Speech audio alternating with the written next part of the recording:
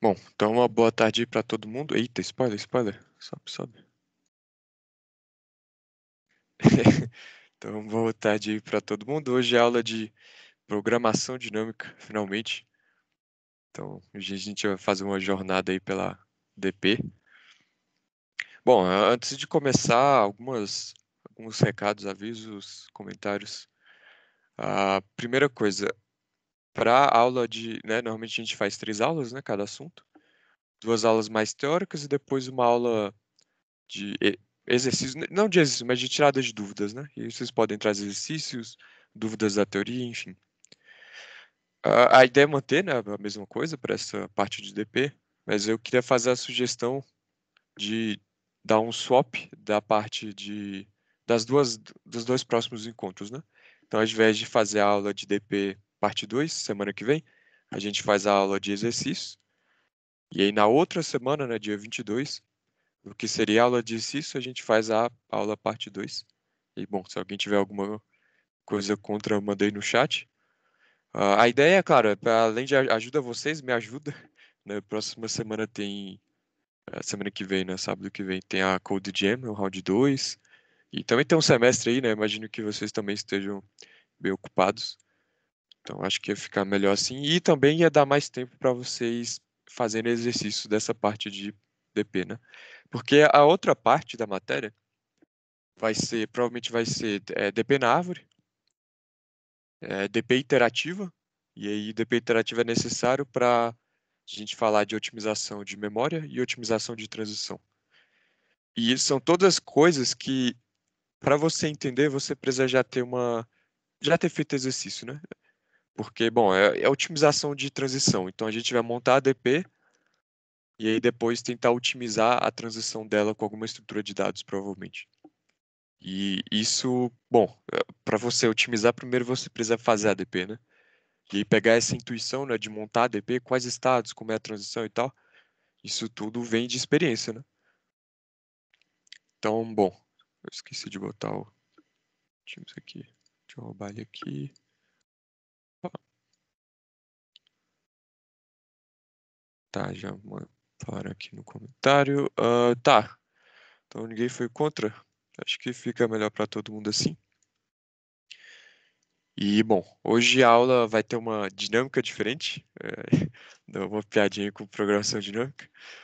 Porque, bom, de novo, né? DP é muito exercício, não tem o que fazer. Então, a ideia de hoje, eu vou pedir para vocês, assim, em vários momentos, né, a gente vai fazer muito exercício, não tem muita teoria. Eu vou mostrar uma ideia, né, geral, assim, de uma DP legal, e aí a gente vai ver outras DPs que meio que usam essa DP como base. Vai ser, então vocês viram ali no spoiler, bitmask, né? A gente vai ver um problema de bitmask, como usar bitmask como estado da DP, e aí a gente vai ver outros problemas que também usam essa ideia, mas dão um passo a mais. Então vai ser isso. Basicamente eu vou resolver problema para vocês. Só que só eu resolver problema, né? Resolver 1 milhão de problemas aqui não vai adiantar muita coisa se vocês não resolverem problemas. E, bom, a ideia então seria eu pedir alguns momentos, né? Para vocês darem a opinião de vocês sobre como montar a DPI. Então, assim, vocês vão estar exercitando, né? A intuição, assim, de, tá, o que que eu posso botar como estado, o que que eu boto como transição. E aí depois, quando vocês forem resolver o problema, vocês já vão ter mais ou menos a ideia, né, de como pensar, né, como montar uma DP. Aí depois é só fazer o código que, bom, a maioria dos problemas vai ser mais tranquilo, né? Um ou outro problema, aí o código vai ser mais chatinho, mas em geral é tranquilo. Então vamos começar. Então estejam preparados aí para pensar, rabiscar, peguem papel, caneta para rabiscar aí e se preparem para botar o cérebro para funcionar. Então, o que que a gente vai ver hoje? A gente vai ver a definição, claro. Ah, Acho que na verdade ideia da definição é mais para ter mesmo, né? Depois que vocês verem a quantidade de problemas que a gente resolve com DP, essa definição vai parecer meio boba, né? Porque ela é muito restrita, muito limitada. A gente vai ver, não que é restrita, mas enfim, eu vou explicar quando a gente chegar lá. A gente vai ver o problema da moeda, o problema de Kadani, que diz respeito às somas de intervalo, né? A gente quer achar a soma máxima de um intervalo. Problemas de combinatória e bitmask. E se sobrar tempo, a gente fala desses outros dois aqui, que é problemas de DP de dígito Normalmente você tem você quer saber, por exemplo, quantos números, sei lá, do intervalo LR, né, podendo ser até 10 elevado a 18, né, você não pode brutar todos, né? Quantos números têm uma determinada propriedade? Por exemplo, quantos números não têm mais de 3 zeros? Ou não tem mais de 3 zeros consecutivos, né? Se você pudesse fazer uma força bruta, fosse até 10 a sexta, 10 a sétima, beleza. Só como os intervalos podem ter também até 10 elevado a 18, então é muito número. E aí, né, você tem que resolver de outra forma. A EDP de dígito é olhando nos dígitos, né? Tem alguns problemas bem legais assim. E algumas DPs que eu separei para se a gente avançar muito rápido, né? A gente tem umas DPs bem legais aqui que eu deixei. Se a gente não avançar muito rápido, eles ficam de exercício aí para vocês. E aí, quem sabe na aula de dúvidas, a gente pode falar deles também, né? Se vocês quiserem. Então vamos lá. Então, a definição, se você abrir a Wikipedia ou algum outro livro, alguma coisa assim, você vai ver algo parecido, né? Com isso aqui. Então, é um método, ou um paradigma, né, de solução de problemas que envolve dividir um problema em subproblemas, né? Esse de maneira recursiva não é necessariamente você vai fazer uma função recursiva, mas recursivo no sentido de que eu vou pegar um problema e dividir em subproblemas. E aí, recursivamente, eu vou dividir esses subproblemas em outros subproblemas.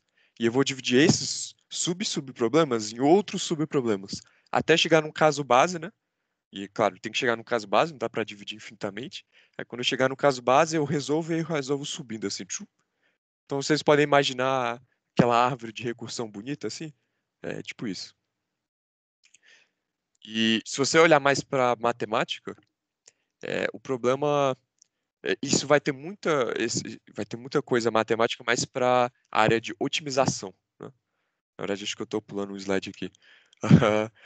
A questão do problema, né? Bom, vamos pular o slide.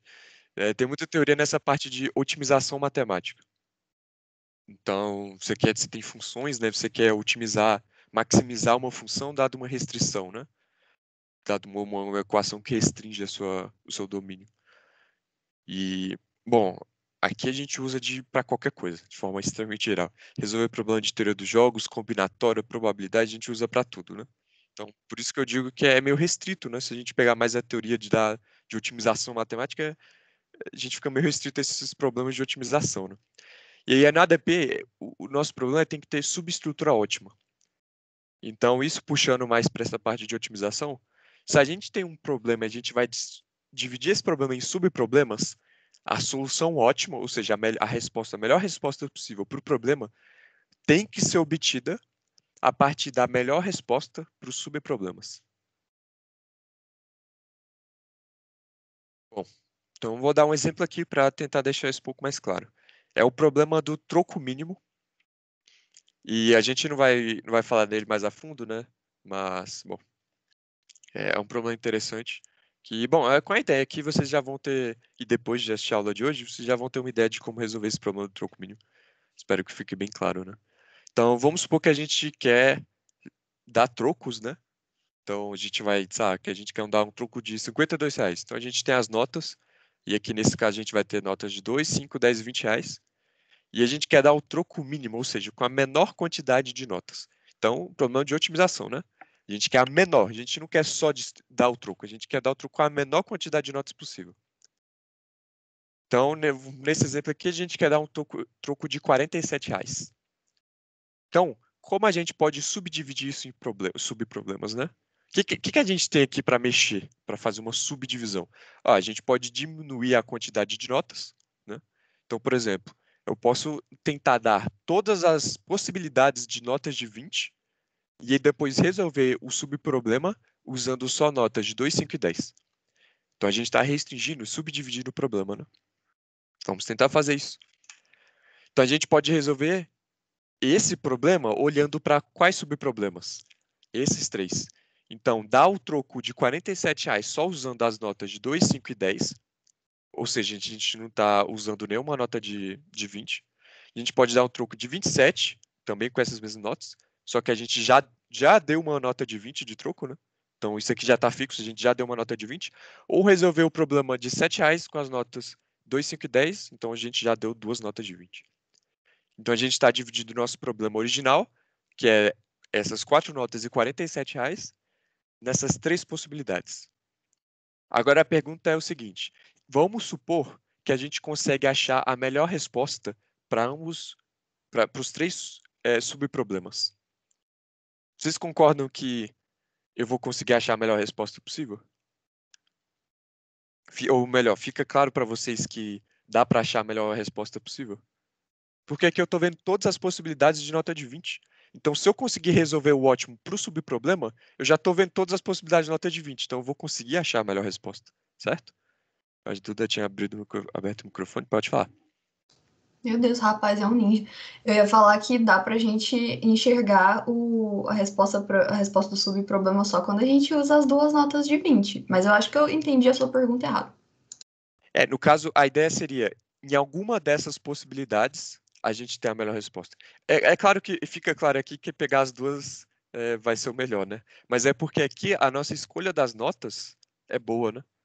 Assim, a gente não tem essas notas de verdade, né, no papel ou à toa, né? Imagina se a gente tivesse nota de 7, R$ 31, 49.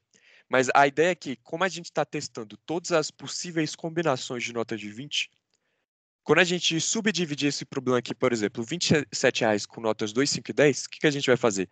A gente vai testar todas as possibilidades de notas de 10 e vai subdividir no caso com notas de 2 e 5. No caso de notas de 2 e 5, a gente vai testar todas as possibilidades de 5. Então, no caso aqui, a gente sempre está testando todas as possibilidades. Então, é óbvio que em algum lugar delas, a melhor resposta vai estar. No caso, vai estar aqui, né? Então, aqui a gente vai pegar mais uma nota de 5 e mais uma nota de 10. Certo? Então, cara, a ideia aqui é que essa, de novo, né? Subdividir em problemas e de alguma forma, ou em alguns subproblemas ou em alguma combinação, né? Aqui, cada subproblema é meio que disjunto, né? No sentido de que a gente vai escolher uma dessas possibilidades. Em outros problemas de DP, a gente vai poder somar ou tirar a média de probabilidades, né? Mas, de fato, a ideia é tentar achar a melhor resposta de alguma forma olhando só para os subproblemas imediatos, né? Imediatamente esses subproblemas. Tranquilo? Dúvidas? O Guilherme falou bem. DP é uma força bruta bonita, né? E vai ser mais ou menos isso que a gente vai fazer, né? A gente vai fazer isso de forma mais é, eficiente, né? Digamos. Então, aqui no caso, vejam que interessante. Vamos supor que eu faço esse caso aqui. R$ 47 com notas 2, 5 e 10. Agora, eu posso resolver esse subproblema. Então, vamos supor que eu pego duas notas de 10. Então, o que vai acontecer? Eu vou ter R$ 27 com notas de 2, 5, 2 e 5, né? Então, esse é um caso. Agora, vamos olhar para esse subsegundo aqui. Esquece aquele primeiro por enquanto, vamos olhar para esse segundo. Eu já peguei uma nota de 20, então só tem R$ 27. Eu quero pegar 0 notas de R$ 10. O que acontece? Eu vou ter que resolver o subproblema de R$ 27 com notas de 2 e 5. Pera, não acabei de olhar para esse subproblema?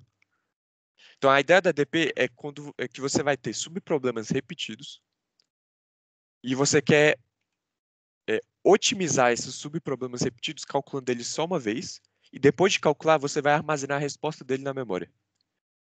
Então, DP é isso. Então, a eficiência da DP simplesmente vem do armazenamento das respostas de cada subproblema. Se todo subproblema seu for diferente, a DP não adianta nada. A DP vai ser uma força bruta, né? Agora, se você tem muitas repetições, muitos subproblemas parecidos, aí a ADP fica muito eficiente. Porque toda vez que aparecer um subproblema, vamos voltar para esse caso, R$ 27 com notas de 2 e 5. O que eu vou ter que fazer? Testar todas as possibilidades de nota de 5, todas as possibilidades de nota de 2. Segunda vez que eu chegar nesse problema, eu vou ter que testar isso tudo? Não, porque eu já calculei. Então só vou acessar a memória e cuspir a resposta de volta. Então, a complexidade ela vai estar diretamente relacionada com a quantidade de subproblemas diferentes. E que a gente, a partir de agora, vai chamar isso de estados. Então, a gente vai modelar nosso problema, né, de forma geral, olhando para cada estado, né, que é subproblema, e resolvendo de estado a estado. E armazenando na resposta. Ou, armazenando na memória. Tá. Então, Então, e é isso de definição que eu tenho para vocês. A pergunta é o seguinte: vocês querem que eu explique mais a questão do Fibonacci? No caso, no Fibonacci seria. No Fibonacci dá para fazer aquela árvore de recursão bonita. E eu posso tentar pegar aqui do N-Balloon, que eu acho que tem lá. Porque no Fibonacci fica muito claro que se você não usar DP, você tem um algoritmo exponenciação. Ou tem um algoritmo exponencial. Complexidade exponencial. Se você usar DP, você tem um algoritmo linear. E nesse caso aqui, você pode parecer que tem poucos subproblemas repetidos, mas tem muitos subproblemas repetidos. Então, na verdade, a pergunta seria: vocês conseguem ver que nesse problema, de forma geral, né, se você pegar muitos reais ou em notas diferenciadas, você vai ter muitos problemas repetidos, de forma que se você não usar DP, fica algo perto de exponencial?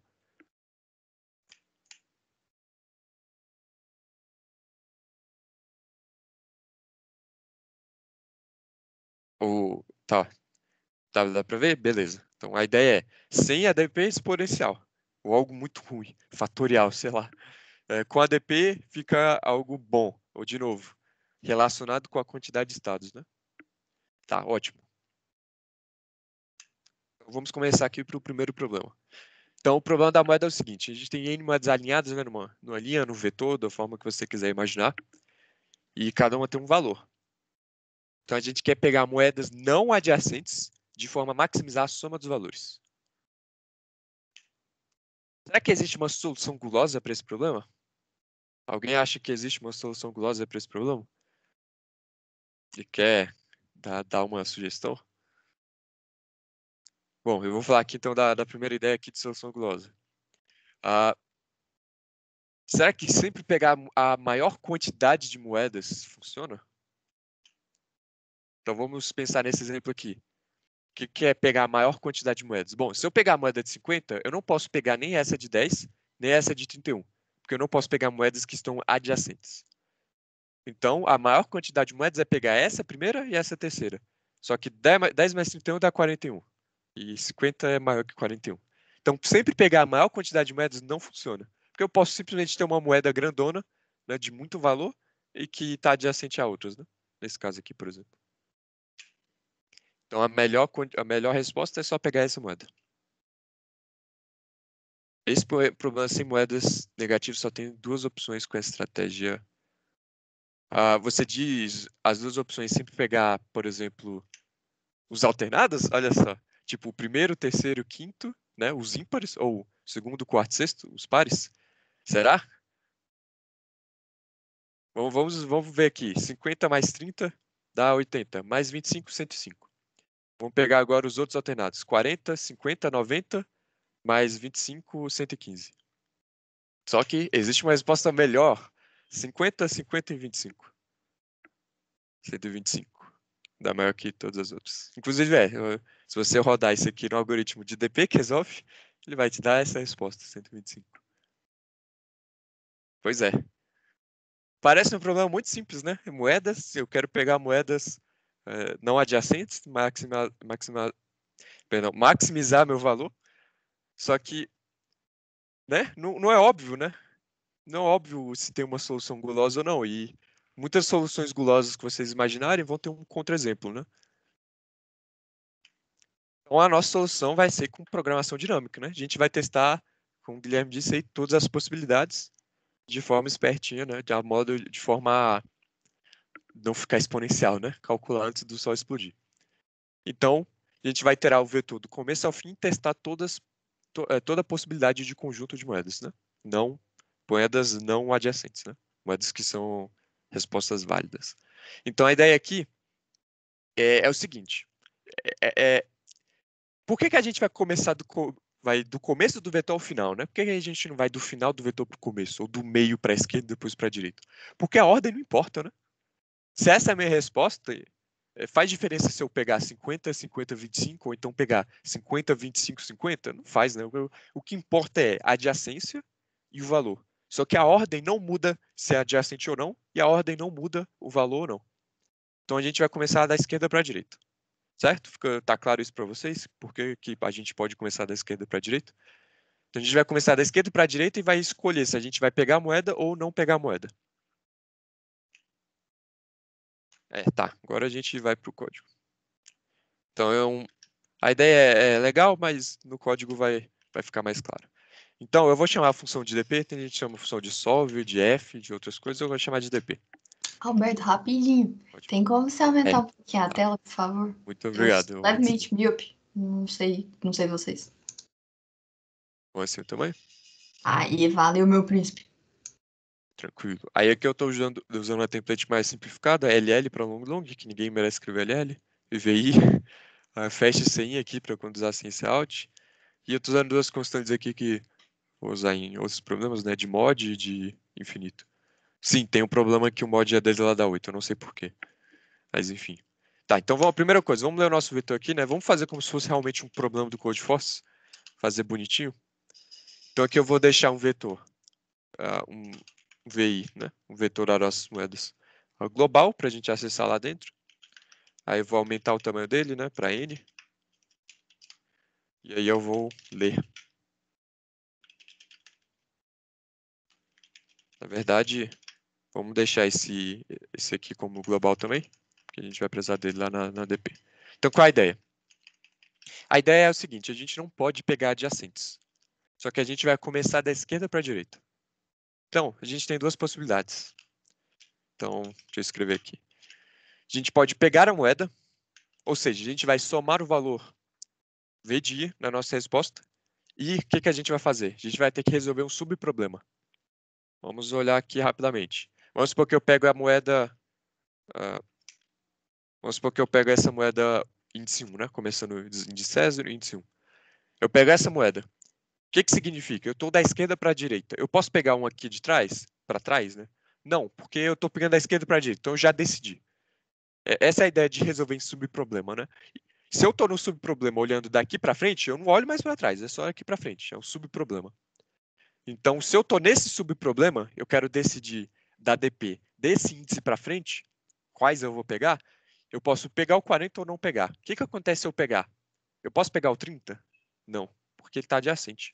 Então, esse problema aqui, se eu pegar essa moeda, eu vou ter que pular para o subproblema desse 50 para frente. Agora, se eu não pegar o 40, eu abro a possibilidade de poder pegar o 30. Então, eu vou resolver o problema de pegar o 30 para frente. Então, de forma um pouco mais formal, talvez, a DPI, né, DP de I, a função DP de I, vai retornar a resposta da maior quantidade, né, do maior valor que você consegue, considerando as moedas do índice I para frente. Essa é a cara da nossa DP. Então, a nossa DPI vai retornar o subproblema considerando as DPs as moedas do índice I para frente. Então, se eu peguei a moeda de índice I, eu só posso pegar as moedas a partir do índice I mais 2, porque o I mais 1 é adjacente. Então, se eu peguei a moeda, eu vou ter esse valor, mais a melhor resposta olhando para o I mais 2 para frente. E se eu não peguei, eu não vou adicionar o VD, porque eu não peguei a moeda, e eu vou resolver o subproblema olhando do I mais 1 para frente. E eu vou retornar o máximo entre os dois. De novo, o problema tem que ter subestrutura ótima. A melhor resposta para o índice I tem que ser obtida a partir da melhor resposta do I mais 2 e do I mais 1. No caso, a gente vai escolher qual desses é maior. Né?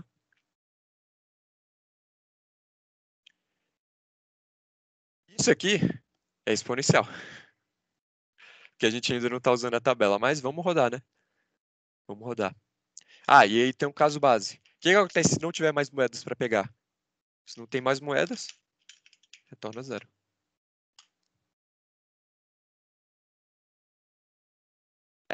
Se não tiver mais moedas para pegar, a gente não faz nada. Não tem mais o que fazer, né? Não tem moeda para escolher. Então aqui, claro, por isso que eu botei o N aqui, né? A gente vai ter N moedas, a gente está indexando em zero, ou seja, as moedas vão de índice 0 até N menos 1. Se a gente está no índice N, então passou do último, né? Passou do último que é o N menos 1. Então não tem mais nada para pegar, a gente retorna zero. Então vamos rodar aqui. 6 moedas, no outro caso era 50, 40, 30. Meu zero está meio zoado aqui. 25 e 25. Tá, faltou printar. Então vamos printar aqui. Tá, pergunta para vocês. O que eu vou botar aqui dentro? Qual o número? Qual o i? O número de moeda? O número 0, como o Luca e o Enzo falaram. Lembrando, o que a CDP retorna? É maior valor considerando... Eita, aqui vai ficar. Vou escrever aqui, sempre não vai caber não. Eita. Então, dp de i retorna o maior valor considerando o vetor. Nossa, ele corrigiu meu. A partir do índice i. Lembra? dp de 0, ele vai retornar o maior valor possível, considerando o vetor a partir de 0, ou seja, o vetor todo. Se a gente pegar o dp de 3, ele vai considerar o maior valor, né? Ele vai retornar o maior valor considerando o vetor a partir do índice 3. Ou seja, só pegando moedas do 3 para frente. Esquece o 0, 1 e o 2. E é assim que a gente subdivide problemas, lembra? Aqui, ó. Se a gente pega, vamos supor que o e é 0. Então, o que vai acontecer aqui? Se eu pegar a moeda 0, eu vou ter que olhar agora para o subproblema pegando moedas a partir do 2, do índice 2. Por quê? Porque o índice 1 é adjacente, eu não posso pegar. Então, se eu peguei o 0, agora eu vou resolver o problema só olhando para o índice 2. O 0 eu já peguei, então não posso pegar. E o 1 eu não peguei porque é adjacente. Sacou? Importante, essa ideia é importante do que a ADP faz, né? O que ela retorna. Então aqui, de fato, vamos botar um 0. A gente quer o problema do vetor todo, né?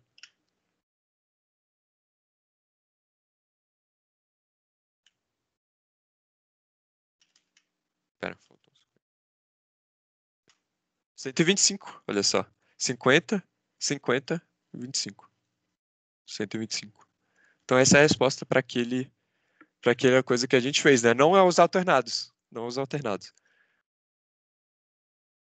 Então, bom, esse é o problema da moeda. E agora eu botei aqui 3 problemas diferentes que todos vão usar mais ou menos essa ideia. Essa DP eu gosto de chamar ela de DP pega ou não pega. Porque o que a gente fez aqui no código? Ou a gente pegou ou a gente não pegou, né? Tem duas possibilidades. Então, eu vou usar esse termo bastante, então é isso que significa, né? É uma DP onde você começa no índice, né? Provavelmente do 0. E aí você considera ou pega ou não pega. Se pega, você pula, né, alguns elementos. Se não pega, você pula alguns também. Possivelmente um, possivelmente mais, né? Pode ter problema que aqui é I mais 3 e aqui é I mais 2, eu não sei. Dá pra, né? Tem problema de todo tipo aí. Então a gente vai ver alguns problemas legais aqui. Então, o primeiro problema, se o negócio do Teams quiser sair da minha frente. Então, vamos lá. Então, esse problema aqui, pode assustar que tá div 1 aqui, mas no div 2 ele é AC. Então, é uma C de um div 2. E o problema é o seguinte. Então, Alex não gosta de tédio. Então, sempre que ele está entediado, ele vem com o joguinho e tal, vamos pular isso aqui. Então, dado uma sequência A de inteiros, num vetor A de N inteiros, o jogador pode fazer vários passos, né? Em um único passo, ele pode escolher um elemento da sequência, denotado de AK, e deletá-lo, e todos os elementos iguais a AK mais 1 ou AK menos 1 também devem ser deletados da sequência. E esse passo dá AK pontos para o jogador. O que significa isso aqui? Vejam que isso aqui não é o índice K mais 1, é o valor AK mais 1. Ou seja, ele não vai apagar os elementos adjacentes no vetor. Ele vai apagar os elementos que tem um a mais ou um a menos de valor. Então, eu não abri o miro aqui. Eita, vacilo.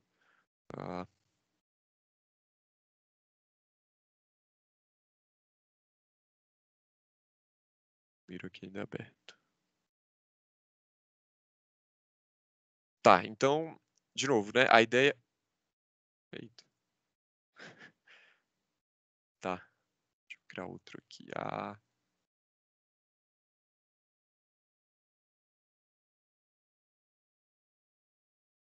Tá, então, a ideia, lembrando, a ideia não é que ele vai pagar os adjacentes no vetor, né?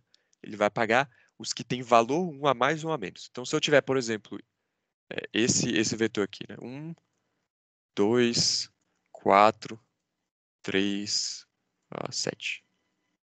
Vamos supor que eu escolho o valor 3. Eu pego 3. Quem que ele vai pagar? Pera aí, esse aqui ficou ruim, né? Não, tá bom. Tá bom. Quem que ele vai pagar? Ele vai apagar os valores 4 e os valores 2. Exatamente. É diferente do outro problema. O outro problema ele ia apagar quem? Ele ia apagar o 4 e o 7. Aqui ele vai apagar o 4 e o 2. Se tiver cópias repetidas, se tiver aqui ao invés de um for um 2 também, vai apagar também. Vai apagar todo mundo. Agora, se tiver um 3 repetido, ele vai apagar? Não. Ele só apaga acima e abaixo. Então, se tiver um 3 aqui, esse 3 vai continuar.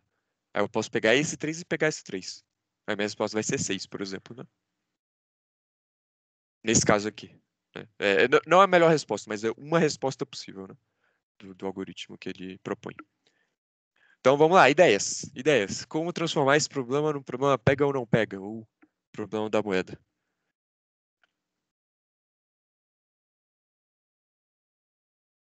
Ordena e faz DP.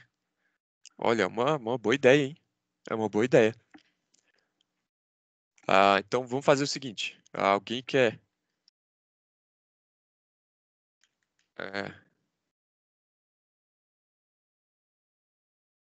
Se alguém quiser vir aqui, abrir o microfone, escrever em número e dar a ideia aí pra galera.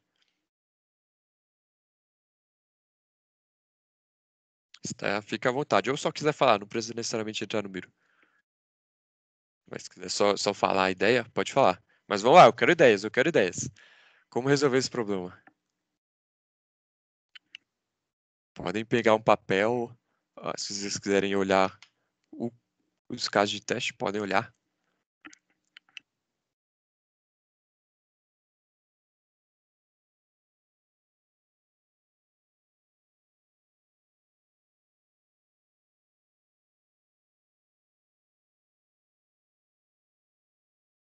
Perdão, faltou uma coisa aqui no outro problema. Eu só resolvi o problema exponencial e eu não falei ADP, né? Então, enquanto vocês vão pensando, eu vou mostrar, vou fazer ADP aqui. Então, lembrando, o que é ADP? O que é ADP, né? É aproveitar os valores, né? Então, eu vou fazer uma tabela aqui. E eu vou botar um valor grande. E eu não tinha um max aqui. Deixa eu copiar isso aqui. Então, eu vou fazer um valor grande que eu vou chamar de max, que eu vou usar para iniciar a tabela. Normalmente, tipo, se você utilizar, por exemplo, um vetor de também até 10 à quinta, aí você vem aqui e bota 10 à quinta, né? Às vezes com mais um aqui para garantir, mas essa é a ideia. Então, a ideia é o seguinte. A ideia é que eu vou armazenar na tabela. Só que como é que eu sei se tem uma resposta lá ou não? Né? Eu então vou inicializar todos os valores da tabela com -1. Então essa função ela vai pegar a tabela e vai inicializar todo byte com -1. O -1 é tudo 1, né? Todos os bits são 1. Então, se você botar 2 aqui vai dar errado, porque isso aqui faz byte a byte, mas com -1 dá certo. Então, no final das contas, a tabela toda vai estar preenchida de -1, inicialmente. Então, eu sei que se a tabela tiver um valor diferente de -1, significa que já tem um valor armazenado, então eu só vou retornar. E aqui, o que eu vou fazer? Eu vou falar no final, eu vou armazenar minha resposta e eu vou retorná-la. Pronto. Agora eu transformei de exponencial para um ADP ODN. ODN por quê? Cada estado, quantos estados eu tenho? Eu tenho estados I igual a 0, I igual a 1, I igual a 2, I, né, até I igual a N-1. Ou seja, eu tenho N estados. Esse estado só vai rodar esse código aqui uma vez. Cada estado vai rodar esse código inteiro aqui uma vez. Por quê? Porque na segunda vez ele vai chegar aqui na tabela e vai só retornar. Porque vai ser diferente de -1. Então, esse código aqui de dentro vai ser rodado N vezes. E o que eu estou fazendo aqui? Eu estou fazendo uma soma e pegando o máximo, é o de 1. Então, a complexidade disso é O de N.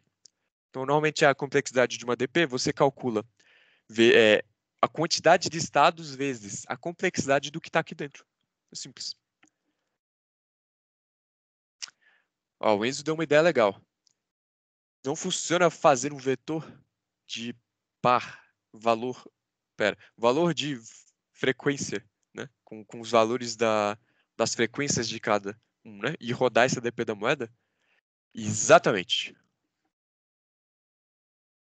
É exatamente isso. Muito bom. O main set ele não serve para inicializar, por exemplo, com infinito? Sim, se você inicializar, por exemplo, assim.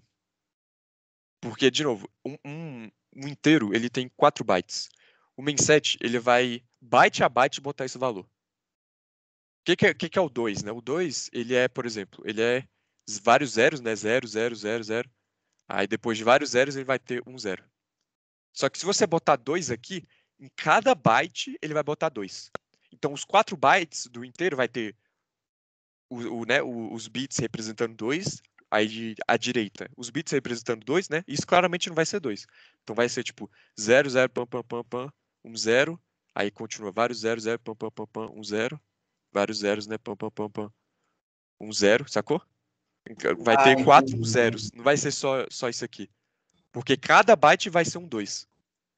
Então isso aqui ele vai botar byte a byte. Então pro menos 1, o menos 1 é tudo 1. Então funciona. O 0 é tudo 0. Então funciona. E aqui você pode botar um byte, né? 0x3f em hexadecimal. Então se você botar isso aqui é grande. Isso aqui, se eu não me engano, é quase tudo 1, menos o primeiro bit. Então, tipo, são os 8 bits. Isso aqui vai ser a 0. Vai ser isso, né? Que esse aqui é o 3 e esse aqui é o f no hexadecimal. Então, isso aqui vai inicializar seus 4 bytes, né? Ele vai ser isso aqui repetido 4 vezes. Aí isso aqui é um número grande. Isso aqui você pode usar de infinito, sacou? Foi mal. Entendi. É 7F. Oh, isso, perdão, 7, 7. É isso mesmo, obrigado. 7, isso.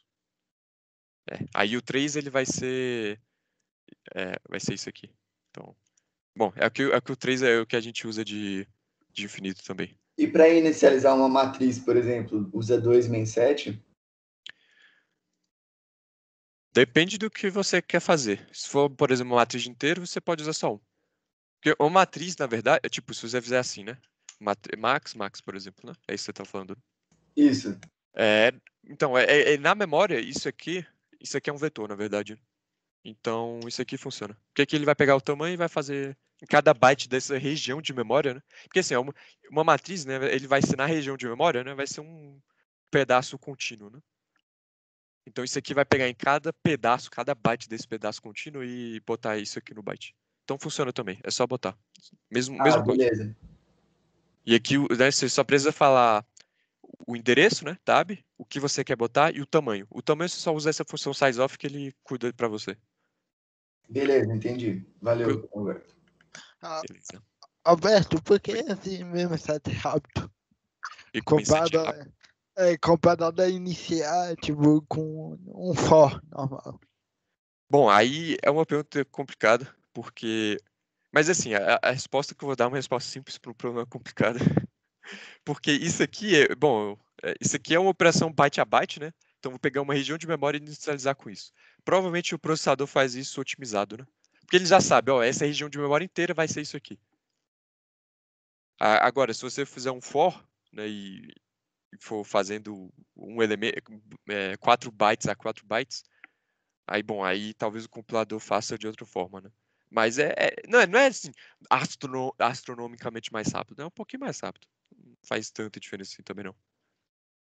Talvez pegar um daqueles sites que convertem C++ ou C, né, para assembly, talvez faça mais sentido, né? Porque aí você vai ver exatamente qual instrução isso aqui é convertido e qual instrução o for é convertido.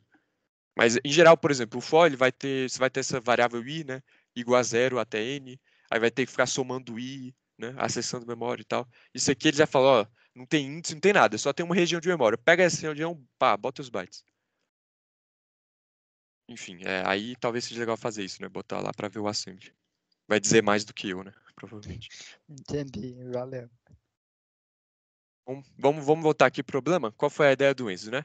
Então, para cada valor do vetor, então quais são os valores aqui, né?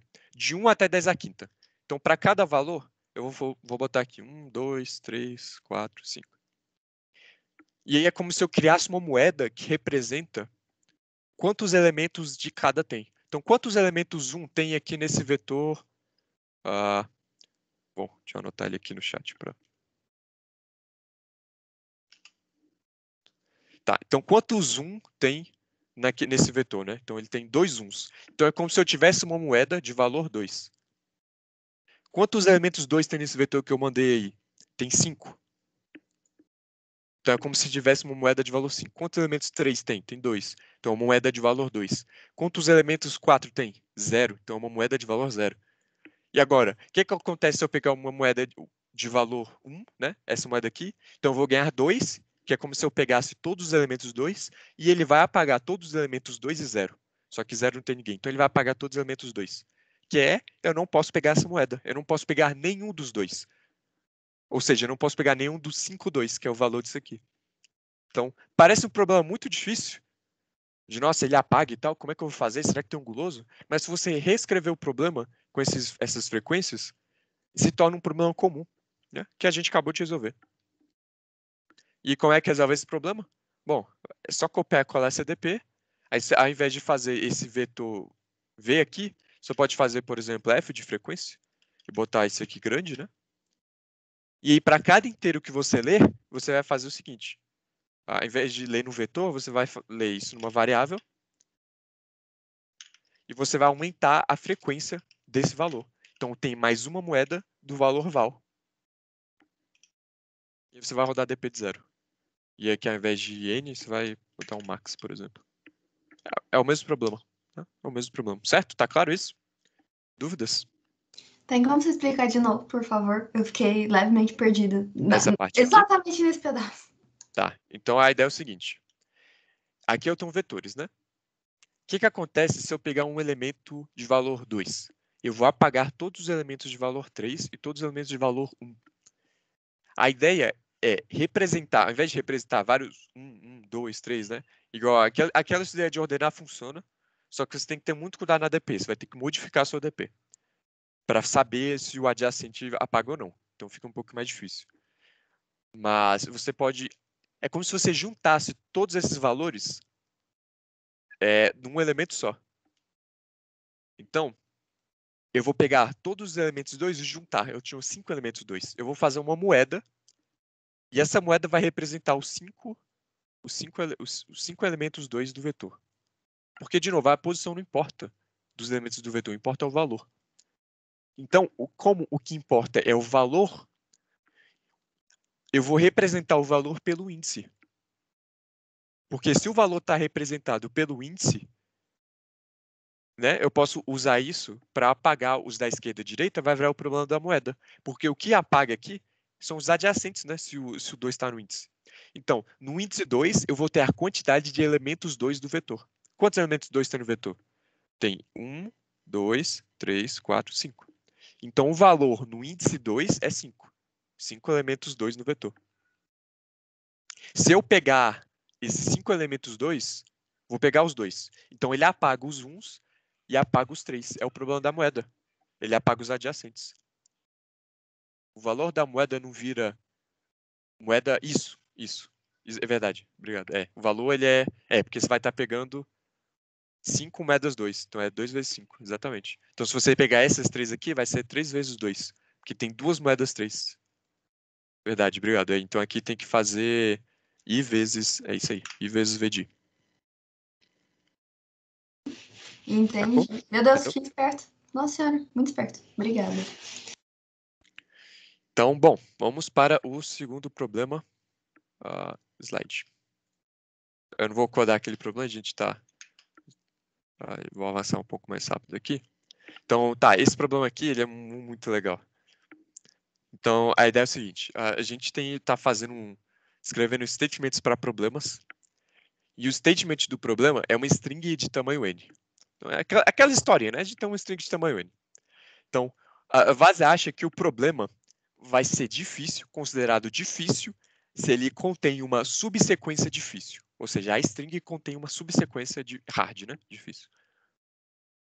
Caso contrário, o statement é fácil. Então, por exemplo, aí ele dá exemplos de statements difíceis, né? Por exemplo, esse statement é difícil. Por quê? Eu posso pegar esse H, nessa ordem, né? Esse H, esse A, esse R e esse D.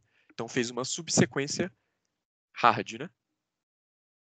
Agora, esses aqui não são. Por exemplo, esse aqui não é. Por quê? Eu não posso mudar a ordem. né? Aqui, qual o primeiro H que eu tenho? É esse, só que depois dele não tem mais ninguém, né? Eu não posso pegar esse H, esse A, esse R e esse D. Eu tenho que pegar na ordem. Então, se eu peguei esse H, o próximo A tem que estar depois, para a direita. É a definição de subsequência, né? Subsequência, eu não posso mexer na ordem das coisas. Então, eu quero que o meu statement seja fácil. Ou seja, ele não pode ter a subsequência hard. Então, eu posso apagar qualquer caractere da minha string. Ou seja, se eu não quero que não tenha essa subsequência hard, eu posso apagar tudo da string. Só que o problema é, cada valor, cada caractere vai ter um valor de ambiguidade. Inicialmente, o valor de ambiguidade da string é 0, né? E remover o iésimo caractere vai aumentar a nossa ambiguidade por aí. E eu quero eliminar, eu quero que não tenha hard, subsequência hard, e eu quero que o valor de ambiguidade do nosso string seja o menor possível. Então, resumindo, eu quero apagar caracteres. Toda vez que eu apago um caractere, eu tenho um custo de apagar esse caractere. E eu quero que no final não tenha hard e que eu minimize o custo. Então, vamos ver um exemplo aqui, ó. Vamos dar zoom aqui. HHARDH. Opa, já tem um hard aqui. Então, o que eu posso fazer? Se eu apagar esse H aqui, o que acontece? Ainda vai ter esse H, né, para fazer hard. Então, eu tenho várias escolhas. Eu posso apagar esses dois Hs, eu posso apagar o A, apagar o R ou apagar o D. Então, o que acontece se eu apagar o D? Não tem mais como fazer hard. Só que qual o valor do D aqui? É 7. Eu posso apagar o R. Qual o valor do R? 11. O valor A? 9. Ou eu posso apagar os dois Hs, que é 3 mais 2, 5. Então, de todas essas possibilidades que elimina o hard da string como subsequência, aqui dá menor ambiguidade é apagar os dois Hs iniciais, que é 5. E, bom, tem outros exemplos aqui, né? Por exemplo, esse aqui, o melhor caso é apagar esse R, que tem valor 4. Se eu apagar esses dois Hs, tem valor 5, só que o 5 é maior que 4. Né? Se eu apagar esse R, não tem mais R para fazer hard, então é impossível fazer hard. Então, hard aqui, por exemplo, você pode fazer H, A, R, D. Ou o primeiro H, H, A, R, D. Esse aqui, qual o custo? 0. Eu preciso apagar? Não, porque não tem D. Como é que eu vou fazer um hard sem o D? Né? Ficou claro o que o problema pede?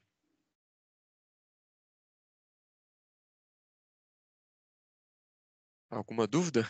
Certo. Então, a solução desse problema é muito legal. Eu não vou codar do zero, porque a gente já passou um tempo, ainda tem mais 3 assuntos para falar. Então, eu vou olhar a submissão, a última que eu fiz aqui. Então, mas antes, alguém tem alguma ideia do que fazer? Porque, de novo, vai ser uma moeda pega ou não pega. É spoiler. Vai ser uma moeda. Porque é o que a gente estava vendo agora, né? Então, a gente vai passar por cada caractere e a gente vai ver se a gente vai apagar o caractere ou não. Só que qual a diferença? A diferença é que a gente pode pegar adjacentes, apagar adjacentes? Pode. A gente pode apagar adjacentes. Só que, primeiro, a gente não quer maximizar, a gente quer minimizar. E segundo, se no final a gente não apagar suficiente, né? Ou seja, se no final dos que sobrou, que a gente não retirou, ainda tiver hard, uma subsequência hard, então deu errado. A gente não pode botar esse valor, né? Deu errado. Então, a pergunta, talvez a pergunta como resolver essa DP seja um pouco mais complicada, mas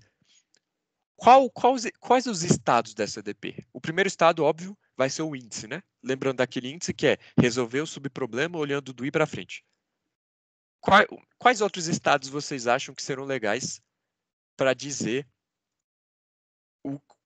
para mostrar né, representar o problema? O custo.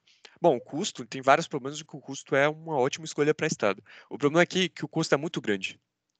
Se a gente fizer uma tabela com esse valor aqui já estoura a memória. Né? Porque a gente vai ter que armazenar todos os custos diferentes.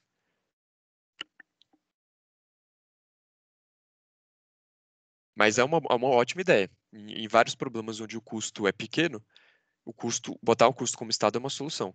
O map funciona? Bom, não, porque aqui a gente tem 10 a quinta elementos e todas as combinações de soma de custos vai dar muitos custos. O map vai estourar também. Eu vou ter muitos valores, combinações de custos diferentes possíveis.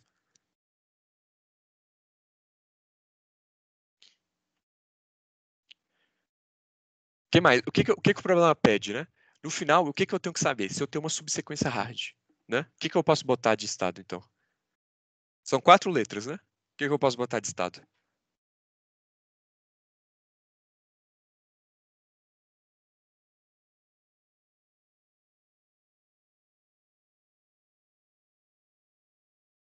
Um vetor de 4 elementos, certo. A própria string é muito grande. Ah, a própria string hard, tá. Então, no caso, você diz...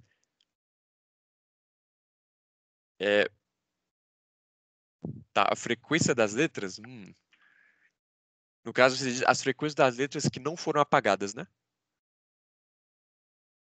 Tá quase lá. Chegou... É praticamente isso, só que a gente não precisa saber a quantidade. A gente só precisa saber se existe ou não.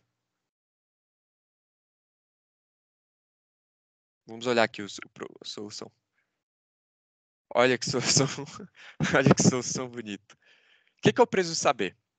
Eu preciso saber se existe um H antes, se existe um A antes, se existe um R antes e se existe um D antes. Porque é isso que eu preciso, né? Vamos supor que existe um H antes, existe um A antes e existe um R. E eu tô olhando para um caractere D. Se eu não apagar o D, o que vai acontecer? Tem um H antes, tem um A antes, tem um R antes. Eu vou poder fazer hard. Com H, o A, o R antes e o D que eu não apaguei.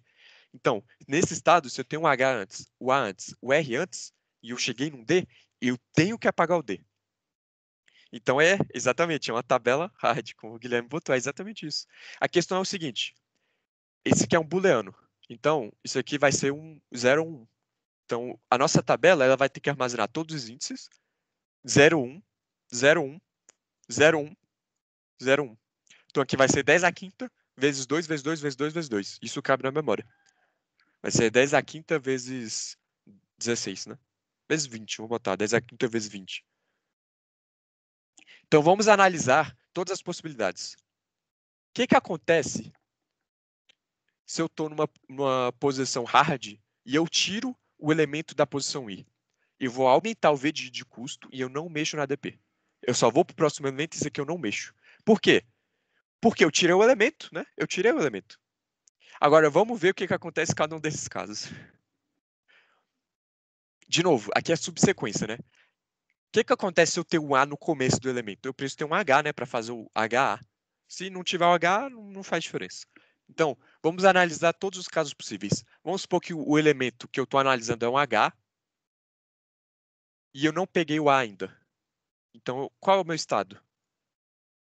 Se eu não tirar, o meu H é true, né? Lembra aqui a posição do H, meu H é true. Ou seja, eu tenho um H, eu botei um H.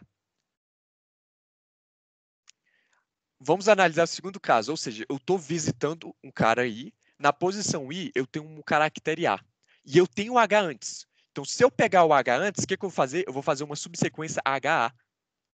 De novo, se eu tenho um R, então o caractere que eu estou olhando agora é R, eu já tenho H e eu já tenho A, o que acontece se eu não tirar esse elemento? Eu vou ter uma subsequência HAR. E o que acontece se eu tenho o D, eu tenho um H, eu tenho um A e eu tenho um R, e eu não tirei o D, eu vou ter uma subsequência HARD. Olha só. E se não for nenhum desses casos, então eu só continuo com o que eu estava antes. Né? O que estava no estado anterior, que eu já recebi, né? Agora a pergunta, o que acontece se eu chegar no estado final e eu tiver a subsequência hard? Eu vou retornar infinito. Eu não quero minimizar. O que acontece se eu retornar infinito? Eu não vou escolher essa opção. Ela vai ser maior que todo mundo. Então, a ideia aqui é transformar a opção que a gente não quer, a possibilidade que a gente não quer, na maior resposta possível, que é infinito. Porque qualquer resposta que for menor que infinito, ou seja, qualquer resposta válida vai ser menor que infinito, a gente vai escolher a resposta válida, né? Ou seja, se tiver uma sequência hard, a gente vai retornar infinito, caso contrário, a gente retorna zero. E aí, o que a gente vai fazer lá atrás, né, na main? A gente vai imprimir ADP começando do zero e sem ter pegado nenhuma letra. Não tem nenhum H, nenhum A, nenhum R, nenhum D.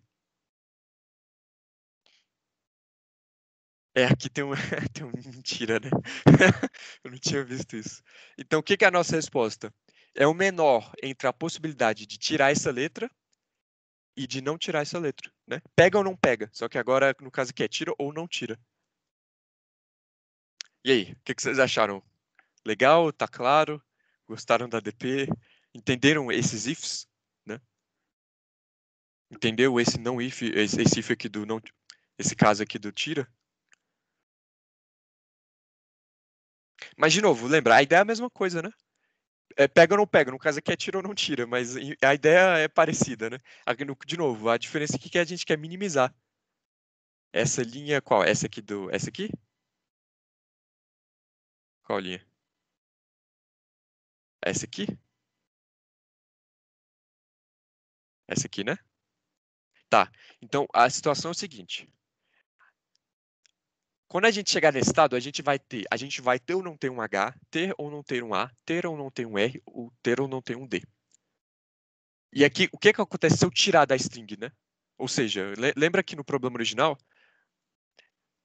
a gente pode tirar elementos da string. Então aqui tinha hard, eu posso tirar esses dois Hs para não ter mais hard. O que acontece aqui se eu tirar? Se eu tirar, eu não vou mexer. Eu vou acrescentar um H? Não. Eu vou acrescentar um A? Não. Eu vou acrescentar um R? Não. Eu vou acrescentar um D? Não. Eu não estou acrescentando nada. Então eu continuo com os valores que eu tinha antes.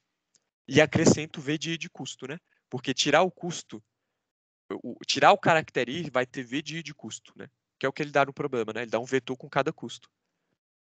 Então eu vou resolver o problema olhando do I mais 1 para frente e eu não vou mexer nada desse estado para o próximo, eu não vou mexer nada. O custo é isso aqui.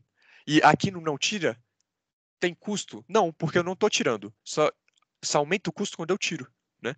Qual é a desvantagem de não tirar? É que eu vou adicionar letras para fazer a subsequência. E aí, se eu adicionar letras demais e fazer hard, quando chegar lá no final no caso base, eu vou ter que retornar mais infinito. Ficou claro por que eu retorno mais infinito aqui? Porque esse é o caso impossível, não pode ter essa sequência. Então, se não pode ter essa sequência, eu retorno infinito, porque ela vai ser maior que todo mundo. E quando eu estou minimizando, eu não vou pegar essa que é infinito, eu vou pegar uma menor. E é isso, esse é o problema. Existe sempre a opção de tirar tudo, né? De tirar todos os elementos, mas vai ser, obviamente, menor que infinito, porque infinito é maior que tudo. No caso aqui, eu boto um número grandão, né?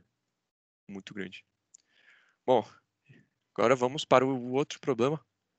Bom, talvez eu pule esse problema, porque a gente já está avançado aí no tempo. Vou pular esse problema. Mas esse problema vai ficar de exercício, eu vou anotar ele aqui.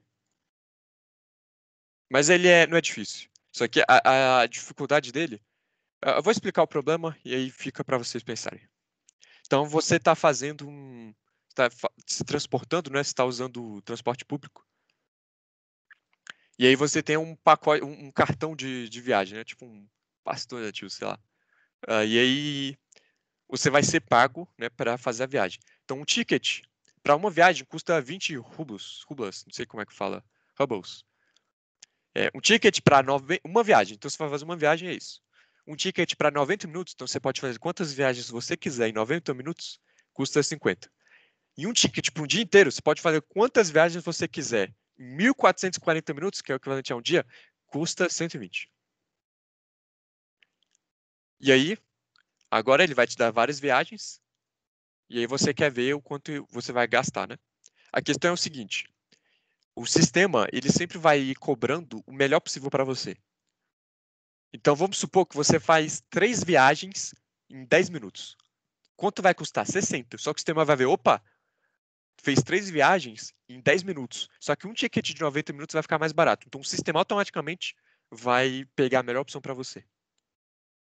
E aí, para cada viagem, ele vai querer saber o quanto você foi taxado, né? Quanto ele cobrou de você. Considerando sempre que o sistema vai cobrar o menor possível. Então, se ele vê que é melhor, tipo, ele pode trocar. Então, literalmente, se você já pagou 3, quer dizer, você já pagou 2 tickets, quando você for pagar o terceiro, ele vai falar, opa, ao invés de comprar 3 tickets, vamos trocar aqueles 2 que você já tinha pago e pagar mais 10, né, para completar os 50, só para pegar esse ticket de 90 minutos, que é mais eficiente. E aí você printa isso. Então, a diferença aqui é que vai ser a transição, né, vai ser um pega ou não pega, né, mais ou menos.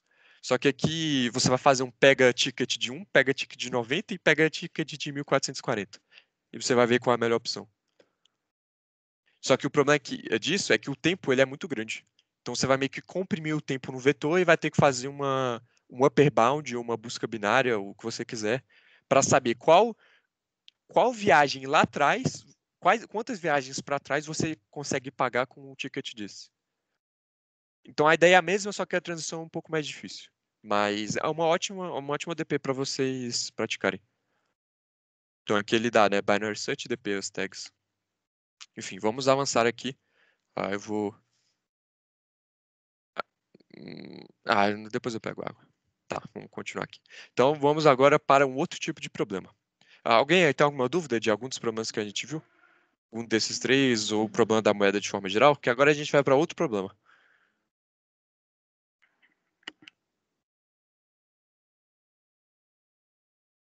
Então vamos lá, Dani. Então, para quem viu a aula de SegTree, vai ver que vocês resolveram esse problema, né? Dado um vetor de terços, queremos encontrar um intervalo de maior soma. Vocês resolverem isso com SegTree. Você pensa, pô, resolver com SegTree, a gente agora vai ver com DP. Tem uma outra solução que não é nem exatamente DP, tipo, você faz um for com uma variável e também resolve esse problema. Você, pô, parece meio overkill, né? Fazer uma DP para isso. Só que a ideia não é resolver esse problema, é ver a ideia por trás desse problema e aplicar essa ideia em outros problemas mais difíceis. Então, qual o intervalo de maior soma nesse vetor aqui? Vai ser 6 menos 3 e 2. Pera, vai? Ih, não vai não, pera. Isso aqui não pode ser 9 não. Calma aí. Vamos atualizar ao vivo.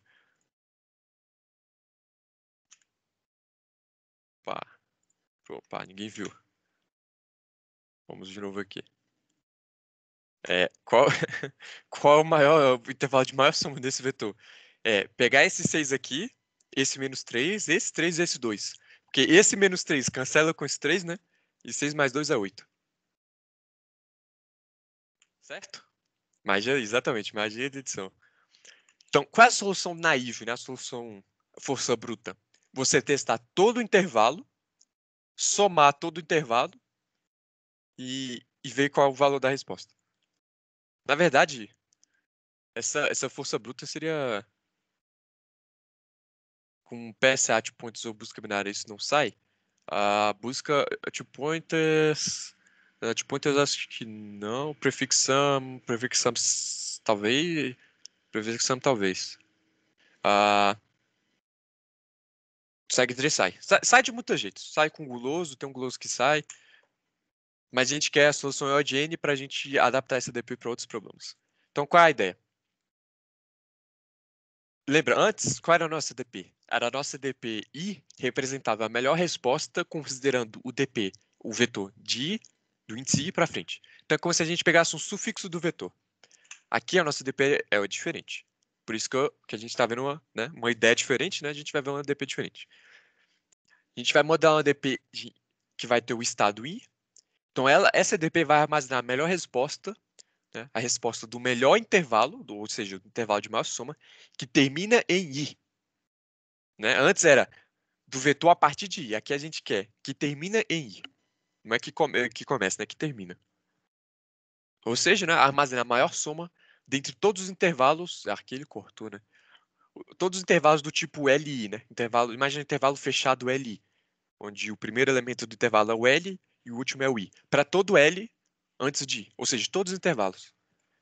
Então, e aqui, claro, os intervalos são contínuos, né? Então, o DP da moeda é complicado, porque a DP da moeda eu posso pegar elementos que não são contínuos, né? Lembra, no DP da moeda a gente não podia pegar adjacente. Aqui a gente tem que pegar tudo adjacente. Então, são meio que, né, dois lados da mesma moeda aí, sem querer fazer a piada. Vamos olhar aqui, então, um exemplo. E aí, desse exemplo, a gente vai tirar a nossa DP. Qual é a DP de zero? Qual é a maior soma dos intervalos que terminam nesse 2? Mandei aí no chat ou no microfone. Qual é o maior intervalo? 2. É só pegar o vetor com um elemento só, né? Que é a única possibilidade que a gente tem. Então a resposta aqui é 2. Agora, qual é a soma, né? Um intervalo de maior soma que termina no menos 4. Menos 2, exatamente. Por quê? Quais possibilidades eu tenho? Eu posso pegar só o menos 4, ou eu posso pegar esse intervalo aqui, que é 2 menos 4. São as duas possibilidades, as únicas duas. Qual é a resposta disso? É o máximo entre menos 4 e menos 4 mais 2. Que é menos 2, né? Que é isso aqui. Sacou? Então agora aqui, quais são as possibilidades para os intervalos que terminam no 15? Só o 15, 15 menos 4, 15 menos 4 mais 2. Então vai ser o máximo entre só pegar o 15, esse intervalo, pegar o intervalo menos 4 mais 15, que dá 11, ou o intervalo 2 menos 4, 15, que é isso aqui tudo, que vai dar 13. Então o maior é 15.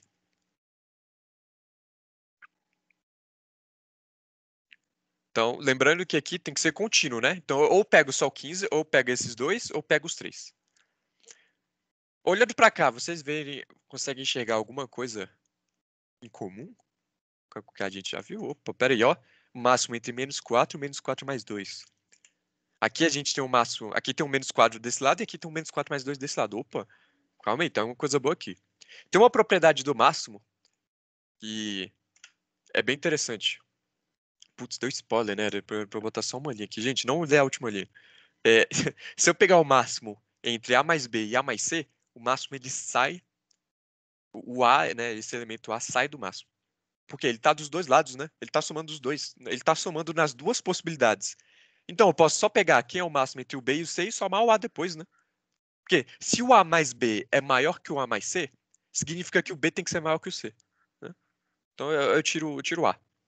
Então, se for, tipo, o B igual a 2 e o C igual a 3 e o A igual a 0, ou não, a 0 não, o A igual a 10, isso aqui vai dar 12 e 13. Né? Então, o máximo vai ser 13, que é 10 mais 3. Só que o A vai estar nos dois, né? Então, qualquer possibilidade que tiver, eu vou estar somando o A. Então, eu tiro o A. Então, o que a gente vai fazer aqui? Voltando. Utilizando essa propriedade, tem 15 na esquerda e 15 na direita. A gente vai tirar o 15 do máximo. Então, olha o que a gente tem aqui. dp de 2 é o máximo entre o 15 e a gente tirou o 15 aqui. Sobrou o quê? O máximo entre o menos 4 e o menos 4 mais 2. Pá, vamos voltar ali? O que é o máximo entre o menos 4 e o menos 4 mais 2? É a dp de 1. Então, substituindo isso aqui por dp de 1, a gente tem que a resposta do dp de 2 é o máximo entre o 15 e o 15 mais dp de 1. Será que isso vale para todo elemento? O que é a dp de 3? É o máximo entre o menos 3, menos 3 mais 15, menos 3 mais 15 menos 4, que é esses 3, e os 4 inteiros, que é menos 3 mais 15 menos 4 mais 2. Que é essa gambiarra toda aqui. Então, ó, menos 3 mais 15, menos 3 mais 15 menos 4, e menos 3 mais 15 menos 4 mais 2. Então, opa, tem menos 3 aqui, tem menos 3 aqui. O que eu vou fazer? Pum, saiu menos 3. Só que, ó, aqui, lembra, já tinha o menos 3. Então, quando saiu menos 3, ó, tem menos 3 aqui, menos 3 aqui. Pum, saiu menos 3 de novo. Então, o que a gente tem? A gente tem um máximo entre o menos 3 e o menos 3 mais esse máximo, que é o máximo de 15, 15 menos 4, 15 menos 4 mais 2. Vamos voltar aqui. O que é o dp de 2? É o máximo de 15. Opa, aqui. É o máximo do 15, 15 mais dp de 1. Só que o que é dp de 1? Menos 4 mais 2. Então, isso aqui vai ser o máximo entre menos 3 e menos 3 mais dp de 2. Parece que tá dando certo, né? Parece que tá dando certo. Então a nossa solução é essa. Se o dp for 0, a resposta tem que ser 0, porque não tem ninguém antes. E se o i for maior que 0, a resposta vai ser o máximo entre o vetor, o valor, né, do vetor i, ou o vetor i mais dp de menos 1. Isso faz sentido, né? Faz sentido para vocês?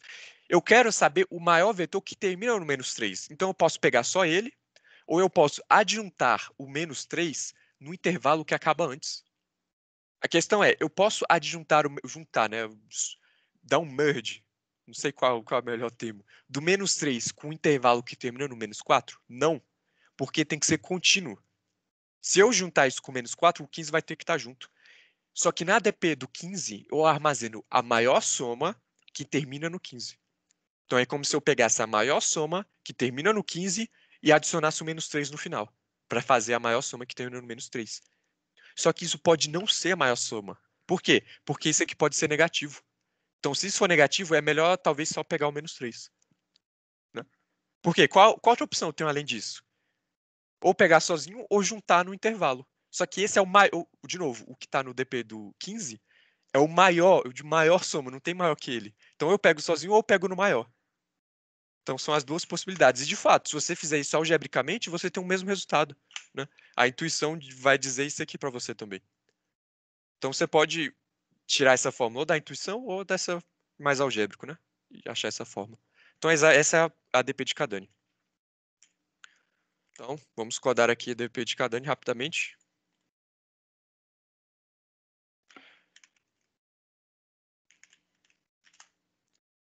Tá, como é que a gente acha a maior soma? Você concorda que todo intervalo vai ter que terminar em algum lugar?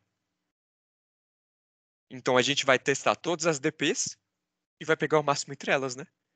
Porque a DP de 0 é o maior intervalo que termina em 0, no índice 0. DP de 1 é o maior intervalo que termina no índice 1. Todo intervalo vai ter que terminar em algum lugar. Então, se a gente pegar todas as possibilidades de onde o intervalo termina, a gente vai ter todas as possibilidades de resposta, né? Então, a gente vai ter a maior resposta. Então, a ideia é isso. A gente vai fazer, se o i for igual a 0, que é o nosso caso base, a gente retorna o vetor no índice 0. Se a gente já armazenou a resposta, no caso aqui o menos 1 não vai dar certo, né? Porque a gente tem valores negativos. Então, na verdade, a gente vai ter que fazer um vetor de booleano, que eu vou chamar de foi. Se foi, vai ser true se eu já tenho uma resposta armazenada. Então, se já tem uma resposta armazenada, eu retorno a minha tabela. E aí, no final aqui, quando eu for retornar, né? Lembra que eu tenho que retornar a tabela no final? Eu vou falar, opa, armazenei, hein? Da próxima vez que for olhar, opa, já está armazenado. Então, o que é a melhor resposta? A tabela de i, né, que é a melhor resposta, ela vai ser o máximo entre o vetor do i ou o vetor do i mais o dp de menos 1. É isso. Essa é a dp de Kadani, simples, né? Aqui, no caso, a gente só vai ter que fazer aqui um vetor de booleano, que inicialmente vai estar vazio. Aqui, claro, quando você declara coisa no global, ele sempre zera. Então, isso aqui está tudo zero, né? Mas se você fosse declarar isso na main, por exemplo, e passar como argumento, aí você ia ter que zerar tudo, senão ia ter lixo de memória. Mas aqui está na global, não vai estar tudo zero, então está tudo bom. Então, nenhuma resposta está armazenada, né? E na tabela, não importa o que tem. Eu vou botar só ele ali.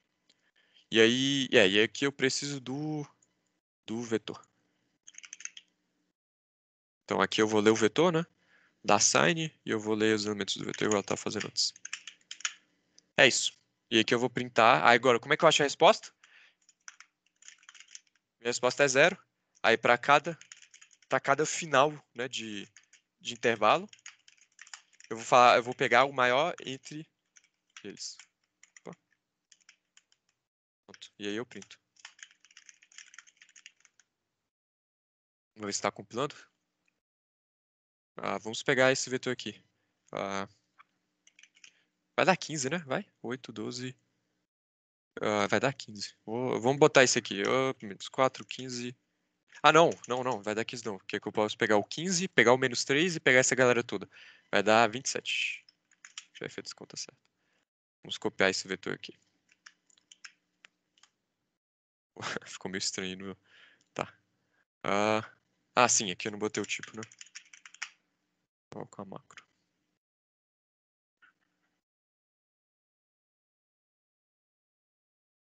Sim, eu tava calculando pra ver se a função vai dar certo, né? Tá, então eu tenho quantos elementos? 7. 2, menos 4, 15, menos 3, 4, 8 e 3. 27. Ele pegou o 15.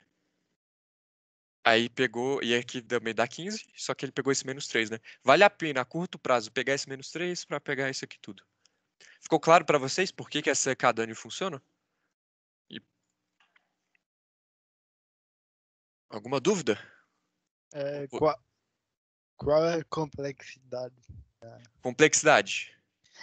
Porque você fez um for para cada...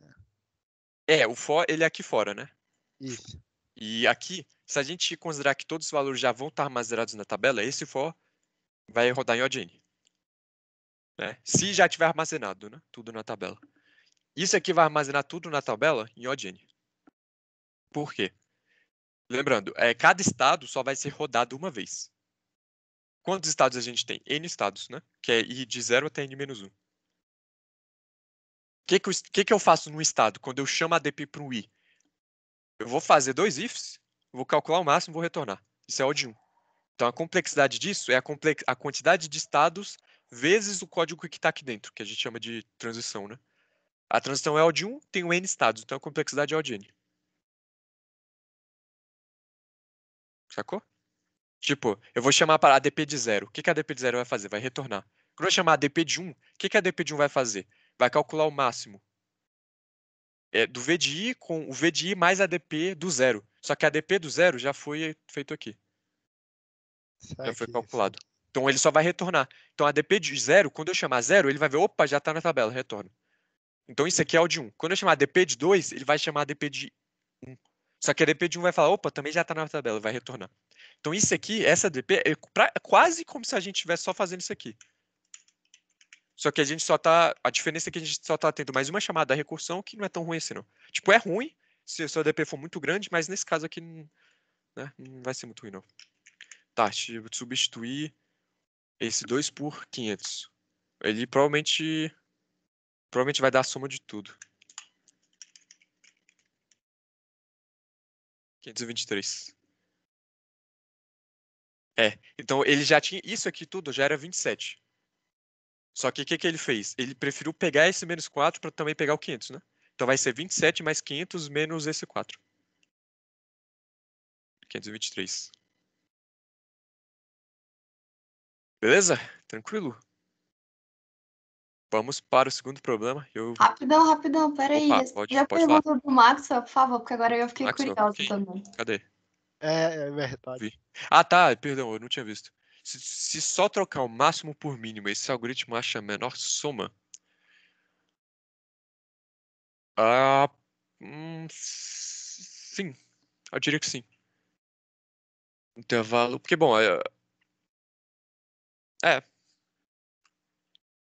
que é basicamente como se a gente estivesse maximizando. Funciona. Que é a mesma coisa, né? Qual a menor soma que termina no V de I? Ou eu pego só o V de I, ou eu junto a minha resposta com a resposta anterior. Só que se essa resposta for positiva, só pegar o V de I é melhor. Então, se só trocar o mínimo, ele resolve. Sim. Muito obrigado por avisar, eu realmente não tinha visto ali. Bom, dúvidas? Acho que só iria precisar inicializar diferente a tabela, né? Em vez de inicializar com 0. Ah, não, aqui é só. Foi. Aqui é um booleano só. Ah, justo. Tipo, fazer o if tab de igual a -1 dá errado, porque aqui pode ter o valor -1, né? Uma resposta. Bom. Vamos para o segundo problema. Opa. Eita, o link não tá funcionando. Vamos lá. Eita, pera. Esse aqui mesmo. Olha só, talvez vocês lembrem desse problema. Opa, Anibalum, eita, estranho, botaram o problema aqui. Olha só.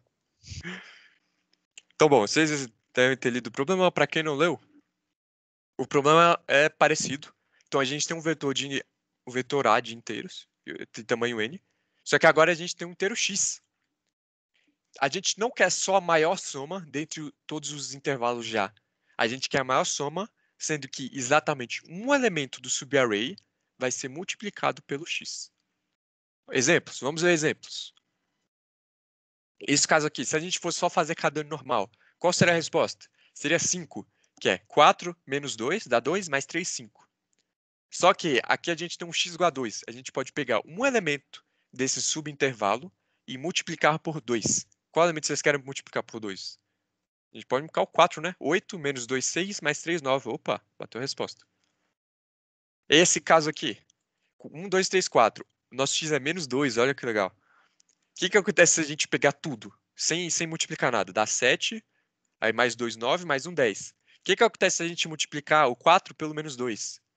O menos 8, mais 3, mais 2, mais 1 dá menos 1. Então, o que a gente vai ter que fazer? A gente vai pegar todo mundo e multiplicar o menos 2 pelo 1. Que agora vai ter 4 mais 3 mais 2 menos 2. Aí dá 7.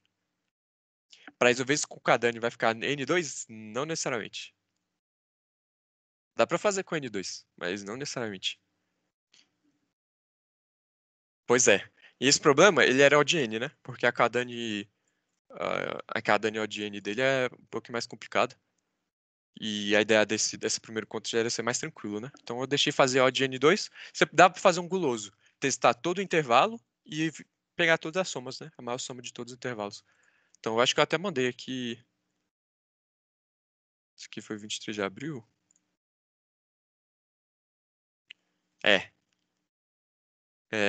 Esse aqui foi ADP. Eu achei que eu tinha. Bom, vamos roubar a solução de alguém aqui. Vamos ver aqui, ó. Cadê? Vamos ver quem fez. O hacker me fez, Oscar. Vamos ver a do Oscar. Pode? Acho que eu tô. Eu tinha esquecido disso. Então, ele fez todo o intervalo. Ele fez um for para todo I, um for para todo J. Ou seja, ele tá vendo todo o intervalo IJ, né? E aí, se o J é maior ou igual a I, ele vai pegar a maior soma.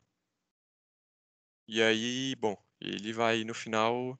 Bom, acho que a solução dele na verdade não é tão legal. Não é do jeito. É legal, mas não é do jeito que eu queria aqui de dar de exemplo. Deixa eu ver a solução do Quirino. Vamos ver. Ele fez um for IJ. Então, aqui vocês podem ver que existe uma certa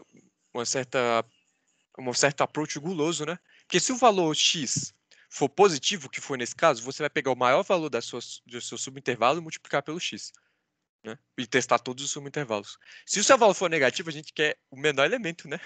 Porque a gente viu, se a gente multiplicar o menos 2 por 4, vai dar menos 8. Aí, meu irmão, aí complicou. E aí, a questão é, lembrando, você não pode multiplicar. Se você multiplicar um elemento, você tem que pegar ele.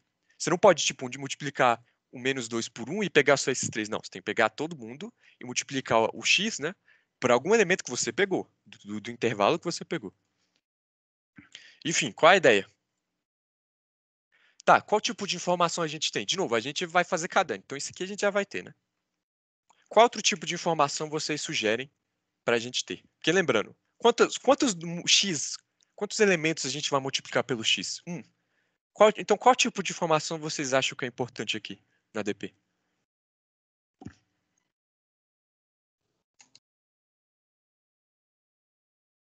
Guarda o maior e o menor número dentro do intervalo. É uma opção interessante. O índice do multiplicado também é uma coisa muito importante. O x... Bom, o x a gente pode considerar que ele está global, porque o x é constante. Mas o índice do multiplicado também é interessante. Mas o problema é o seguinte.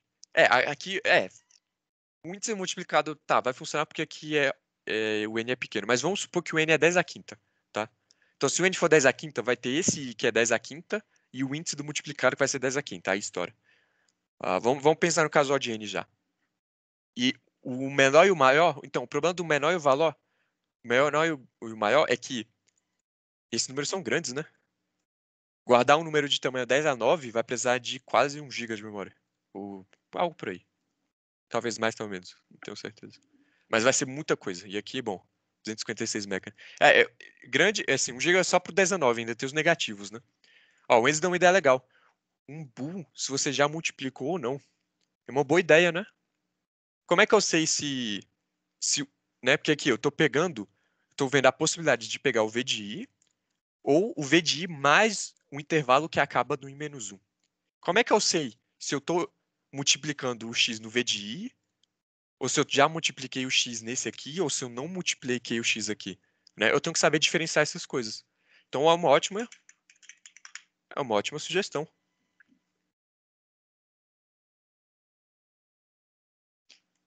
Uma ótima sugestão. Então o que que acontece? Então vamos dividir em dois casos. Quais são os dois casos?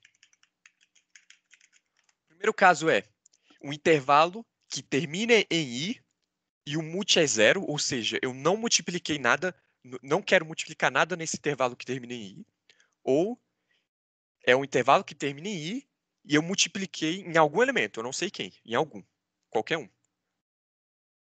Esse caso aqui é o Cardano normal, né? Vou até subir aqui. Então, no caso aqui, a gente só vai ter que modificar a nossa tabela, que ela vai ter mais estados. Certo? Todo mundo concorda nisso? Porque eu não estou multiplicando. Se eu não estou multiplicando, é o Cardano normal. É exatamente a mesma coisa. E aqui no DP de -1, eu vou falar, ó, não quero multiplicar. Não multiplica. Porque se eu não multipliquei no intervalo que termina em i, se eu multiplicar com o intervalo termina em -1 e juntar, eu já multipliquei. Deu errado, né? Então, eu não quero que multiplique, então eu estou falando para DP do i-1, não multiplica. Agora, quais são as possibilidades do multi igual a 1? Vou dar uma dica, são duas. Eu quero que vocês me digam quais são as duas possibilidades. Na verdade, aqui tab de não, né? Res. Então, vamos fazer uma resposta. Vamos inicializar ela como... no caso, a gente quer maximizar, né? Vamos inicializar como menos infinito. E a gente vai fazer res é o máximo entre res e um valor 1. E res é o máximo entre res e o valor 2. E no final a gente vai retornar...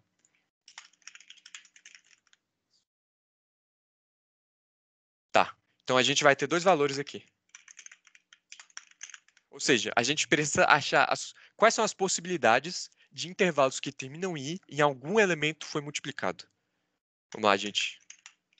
10. Vamos lá. Bota um cérebro para funcionar. Isso aqui é DP, é assim que você resolve problemas de DP. Você pega uma base de DP que você já conhece e você trabalha em cima, né? 99% das vezes é o que eu faço.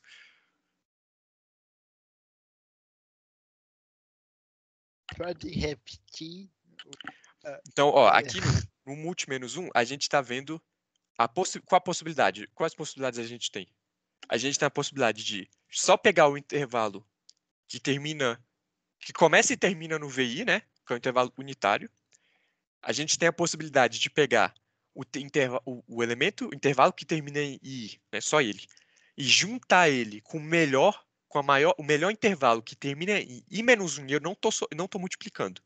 Porque, de novo, aqui eu quero esse intervalo que não multiplica, o multi é 0. Certo?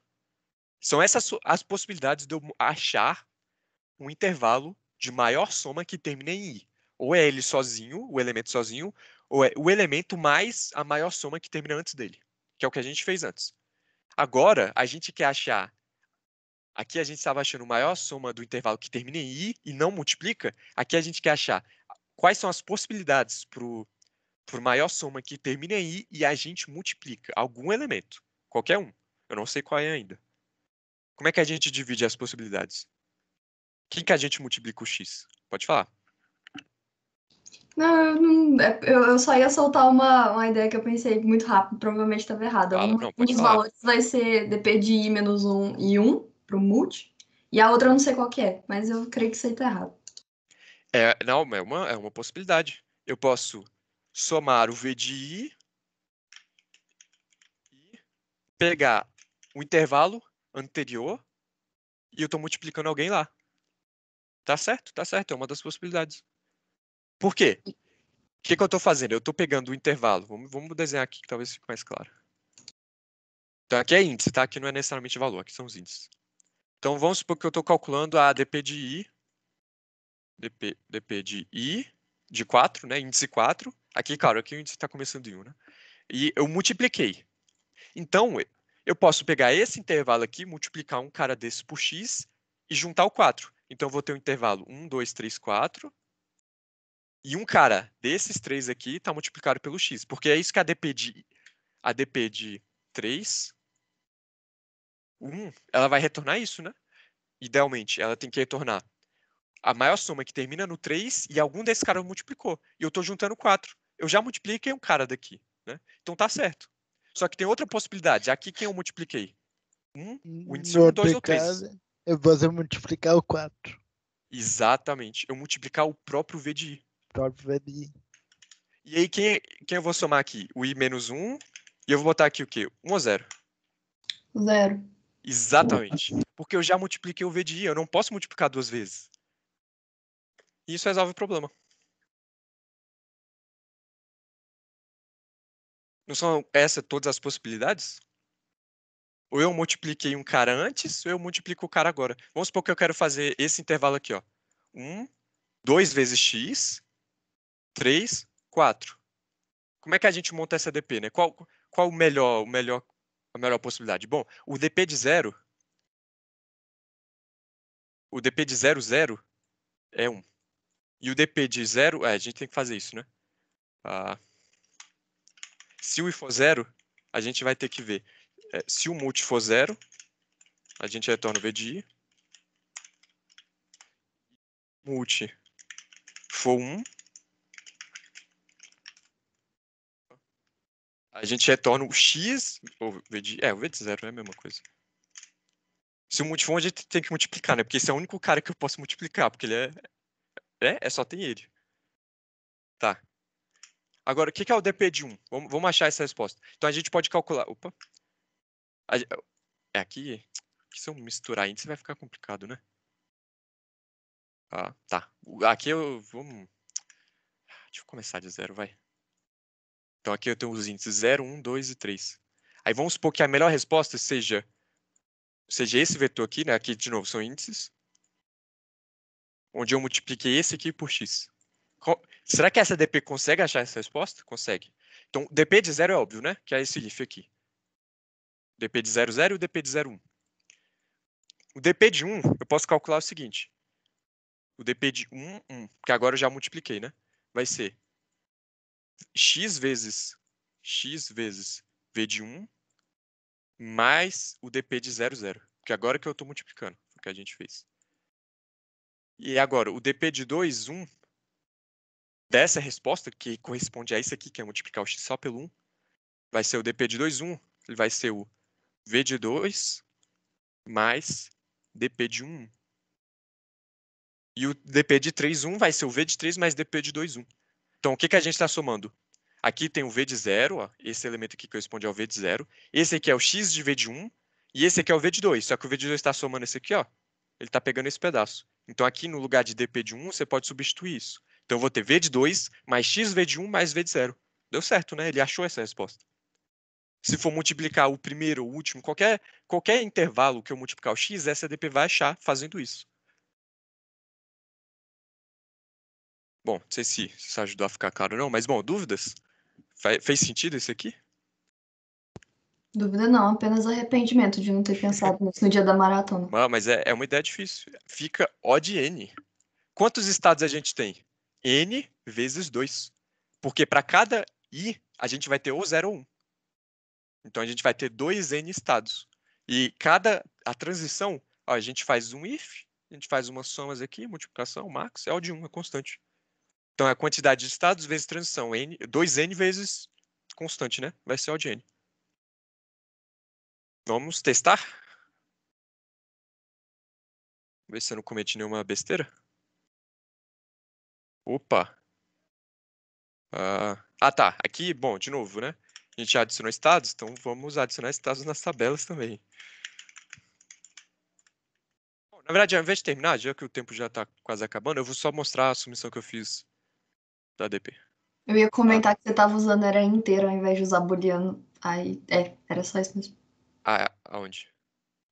Nessas condições aqui, ó, por exemplo, na linha 20, você estava usando multi igual a... não, mas conta, né? Ai, Thiago, mostra a solução, mostra a solução. Aí aqui é a mesma coisa. Se o índice for 0, se o multi for 1, eu retorno multiplicando, se não, eu retorno v de 0. Isso aqui não era para passar não, hein? Isso aqui não era para passar não, hein? E aqui eu tô vendo as possibilidades. Aí aqui, claro, de novo, a tabela ela vai ter que mudar. Que agora no estado ele vai ser um par, né? Onde um elemento vai ser um índice e o outro vai ser se multiplicou ou não. E é isso. E aqui, de novo, vou fazer o for. Eu vou testar todas as... De novo, vou testar todas as multiplicando, porque o problema ele fala tem que multiplicar, não pode, você não tem a opção de não multiplicar. Então eu vou ver todas as possibilidades, pegar o máximo, né? O máximo disso e printar. Isso aqui não era para funcionar porque o menos 1, né? O menos é o menos 1, mas, enfim, ignora isso aqui. É só fazer esse foi aqui, igual a gente fez.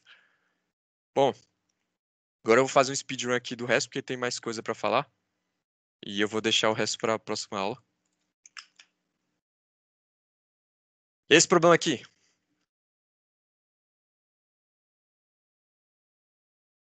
Ó, você é dado um array A consistindo de n inteiros. Então, a beleza do array é a soma máxima de algum subarray consecutivo desse array. Por exemplo, por exemplo, a soma a beleza desse array aqui é 15. Por quê? A soma máxima, né? É esse 10 menos 5 mais 10. Então, você pode pegar, no máximo, um subarray consecutivo, ou seja, contínuo, né? Um subarray contínuo de A e multiplicar todos os elementos contínuos contidos nele por x. Então, vê que é uma evolução. Cada ano multiplicando um elemento por x. Agora, cada ano multiplicando. Então, eu posso escolher um subarray e eu posso escolher um subarray desse subarray e multiplicar todo mundo por x. Contínuo. O x é pequeno. O n é 10 a quinta. E os elementos do array são grandes. Ideias? Alguém tem alguma ideia? Esse é bem mais difícil. Então, bom, nosso tempo está acabando. Acho que eu só vou mostrar mesmo. Então, a ideia aqui, você vai ter 2 booleanos, né? Aqui eu estou usando int, mas são 2 booleanos, na verdade. Meio que booleanos. Porque assim, o que você pode fazer, né? Vamos supor que você está pegando os caras. Então, tem os ints. Vamos supor que a melhor resposta seja multiplicar esse pedaço por x. Então, você vai ter que fazer 2 booleanos. Um booleano, assim, na verdade tem maneiras diferentes, mas a ideia, vou falar a ideia geral, talvez não seja um para um com essa ideia que eu fiz, mas tem ideias diferentes que se aplicam a esse problema. A ideia é você pegar, você falar se já começou a multiplicar por x, se não começou a multiplicar por x, se começou a multiplicar por x ou se já parou de multiplicar por x. De novo, eu não posso multiplicar elementos separados. O pedaço que eu vou multiplicar tem que ser contínuo. Então, vamos pegar aqui, ó. Somei o 0. Agora, somei 1, continuei a multiplicar. Então, quando eu tiver no 2, eu posso fazer duas coisas. Ou eu paro de multiplicar, ou eu continuo multiplicando. Então, multiplico o 2 pelo x. Chegando no 3, eu posso parar de multiplicar, ou posso continuar multiplicando. Então, o que eu vou fazer? Eu vou continuar multiplicando. Cheguei no 4, então, opa, eu quero parar de multiplicar. Então, eu paro de multiplicar por x, e quando eu chegar no 5, eu só tenho uma opção. Ou pega ou não pega. Né? Tipo, no caso, né? Eu não posso mais multiplicar por x. Então, vejam que eu tenho que representar se eu já comecei a multiplicar, se eu já parei, estou multiplicando, né? Ou se eu já parei. Então, aqui você pode fazer meio que... ou 2 booleanos, ou um inteiro com estado 0, 1, 2, né? Tem várias maneiras de resolver isso. Dá até para adaptar a DP de pega ou não pega e fazer diferente, né? Talvez fique mais complicado, mas a ideia, né, é ter booleanos para esses 3 estados, né? E aí você vai fazer uma ideia parecida com o que a gente fez.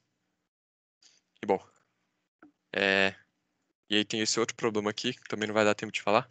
Vai ficar para exercício. Então, de novo, ele quer o intervalo de maior soma. Só que quando eu pego o intervalo, vamos supor que o meu intervalo ele vai do L até o R. Eu vou subtrair K vezes esse teto. Então, vou fazer o caso concreto. Vamos supor que eu peguei um intervalo de tamanho 4, o meu K é igual a 3 e meu M é igual a 2. Não, 5. Então, se o meu subintervalo que eu peguei tem tamanho 5, o que eu vou fazer? Eu vou somar, né, a soma do intervalo, né? A soma do intervalo, menos o K, né, que é 3, vezes o teto do tamanho do intervalo, que é 5, dividido pelo K, ou pelo M. Então, você pode ver que a cada tantos elementos, eu vou ter que subtrair K. Então, como é que o M é 2, o que acontece se eu pegar 0 elementos? Eu não vou subtrair nada, né? Porque 0 sobre M, o teto disso é 0. O que acontece se eu pegar um elemento? 1 sobre 2, qual é o teto disso? O teto disso é 1, né? Então, se eu pegar um elemento, eu vou ter que subtrair o K. O que acontece se eu pegar 2 elementos? O teto disso é 1. Então, eu vou ter que subtrair K. Só que no momento que eu pegar 3 agora, o que vai acontecer? Meu teto subiu. Agora, meu teto é 2. Então, se eu pegar 0 elementos, eu subtraio nada. Se eu pegar 1 ou 2, eu subtraio K. Se eu pegar agora 3 ou 4, eu subtraio 2K. Se eu pegar 5 ou 6, eu subtraio 3K e por aí vai. E vocês podem ver aqui que o nosso M é 10, ele é muito pequeno. Então, vejam que é meio como se fosse, entre aspas, um limite na quantidade. Não um limite, mas se eu pegar muito elemento de forma gulosa, vai chegar um ponto que eu vou ter que subtrair um K a mais. E isso pode ser bom ou isso pode ser ruim. Então, a ideia também vai ser uma DP de Kadani. Só que eu vou armazenar o módulo de quantos elementos eu já peguei. Vamos supor que o módulo de quantos elementos eu já peguei é 0. O que acontece se eu pegar mais um? Ou seja, significa que a quantidade de elementos é divisível pelo M. Se eu pegar mais um, eu vou aumentar meu teto. Então, se o módulo da quantidade de elementos que eu peguei pelo M é 0, significa que o próximo elemento que eu pegar eu vou ter que subtrair K. Então, você vai ter que fazer uma DP de Kadani, considerando o índice, né? E considerando o módulo da quantidade de elementos que eu já peguei. E aí, sempre que eu sair do 0 por 1, eu vou subtrair K. É basicamente isso. Esse problema. E, bom, de novo, é uma Kadani e você vai botar estados a mais. Esse problema também é mais difícil. Então, vai ficar disso. Eu queria falar mais dele, mas, bom, nosso tempo está acabando. E a gente tem que falar de mais coisas aqui. Bom, talvez falar de... Então, provavelmente a gente vai falar rapidamente aqui nesses últimos minutos de combinatória. E a gente vai deixar a BitMask para a aula que vem. A não ser que vocês queiram estender mais meia hora aí, talvez. Aí, bom, não sei. Quando acabar, eu pergunto e a gente vê. Então, a gente quer fazer contagem utilizando DP. Até então, a gente tinha maximizado e minimizado coisas. Lembra que DP, a ideia era que a gente podia resolver problemas mais gerais, né? Então, em DP, é natural já, a gente já viu, que é dividir em subproblemas, né? Então, é fácil imaginar... Pá, faltou um R aqui. Fecha os olhos, não olha não. Então, é fácil ver que essa ideia de subproblemas pode ser usada para contar coisas, né? Desde que os subproblemas sejam disjuntos. Então, vamos supor que, sei lá, tem uma DP pega ou não pega, digamos, e eu tenho possibilidades, eu pego ou não pego. São possibilidades disjuntas, elas contam coisas diferentes, né? Então, aquele princípio, né, de contagem, eu pego a moeda ou eu não pego. Então, quando tem um, eu somo, né? Então, bom, a ideia é tentar aplicar esses conceitos de ou e, né, de contar coisas na DP. Só que a gente quer que esses problemas sejam juntos para não contar a mesma coisa duas vezes ou mais, né? Então, o problema é o seguinte, a gente está no degrau 0 de uma escada. E a gente quer contar de quantas maneiras a gente pode subir N degraus, né? Se a gente pode escolher a cada passo ou subir um degrau ou dar um pulinho e subir 2. Tipo criança, sabe? Quando a criança vai subir e sobe de 2 em 2, ao invés de subir de 1 em 1. Então, por exemplo, vamos supor que a gente tem um degrau de tamanho desse do ovo. Não, ele não. É parecido. Ó, a gente tem uma escada. Aqui, ó, a gente tem o degrau 0, o degrau 1 e o degrau 2. De quantas maneiras a gente pode subir isso aqui? Se a gente está no degrau 0, opa, tô aqui no degrau 0. Eu posso subir. O primeiro passo pode ser subir 1 ou subir 2. Se eu já subir 2, já acabou. Então eu tenho as duas possibilidades. Do 0 vai para o 1 ou do 0 vai para o 2. Só que aqui já acabou essa possibilidade. Então isso aqui é uma possibilidade. Dá um passo de 2. E aí aqui eu vou dividir em duas possibilidades. Eu subo 1, eu vou para o 2, ou eu subo 2 e vou para o 3. Só que o degrau 3 não existe. Então, eu vou do 0 para o 2, eu vou do 0 para o 1 e do 1 para o 2. São duas possibilidades. Vamos acrescentar aqui, 3. Então, quais são as possibilidades? É o parkour. Então, eu posso subir do 0 para o 1, e do 1 eu posso fazer o quê? Quais são as minhas possibilidades? Eu vou do 1 para o 2, né? Subo mais 1, ou eu já pulo 2 e já chego no 3. Só que aqui, do 2, o que eu faço? Ou eu subo 1 e vou para o 3, ou eu subo 2 e vou para o 4. Só que o 4 é impossível. Então, eu só vou para o 3. E a segunda possibilidade é, no primeiro passo, já pular 2. E aqui, o que eu faço aqui? Ou eu vou pro 3, eu subo 1, né? Ou eu vou pro 4 e é impossível, só que o 4 não existe. Você consegue enxergar aqui esse subproblema aqui? É exatamente esse subproblema. Se aqui tivesse uma árvore de recursão inteira, ó, vamos supor que tivesse mais degraus, né? Que eu não vou desenhar por motivos de tempo e espaço. E esse o problema é exatamente esse. Então aqui a gente vai aplicar ADP. Então lembrando, aqui eu posso pular um ou dois. Então eu vou somar a ADP que resolve esse problema com a ADP que resolve esse. Problema de contagem, né? Se eu posso vestir 3 blusas ou, sei lá, 3 blusas floridas. Você soma as possibilidades. Isso é um exemplo meio ruim, mas bom. Vamos lá. Então, como é que a gente vai dividir isso em subproblemas? É isso, né? Em cada passo a gente tem duas escolhas, subir um degrau ou subir dois.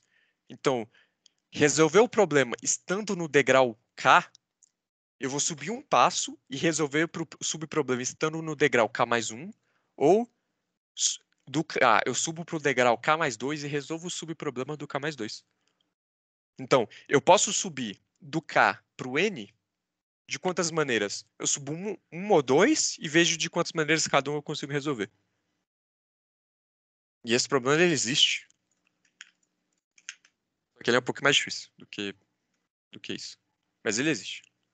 Então, o problema é isso. N degraus, a gente começa do zero, a gente pode subir um ou dois. Só que a diferença é que aqui tem alguns degraus que estão quebrados. Então, a gente não pode botar o pé neles. Aí que faz diferença pular dois, né? Porque... Então, olha só, ele faz toda a árvore de recursão aqui pra gente, ó. Do 0 pro 1, do 1 pro 2, 2 pro 4, 4, 5, 5, 6.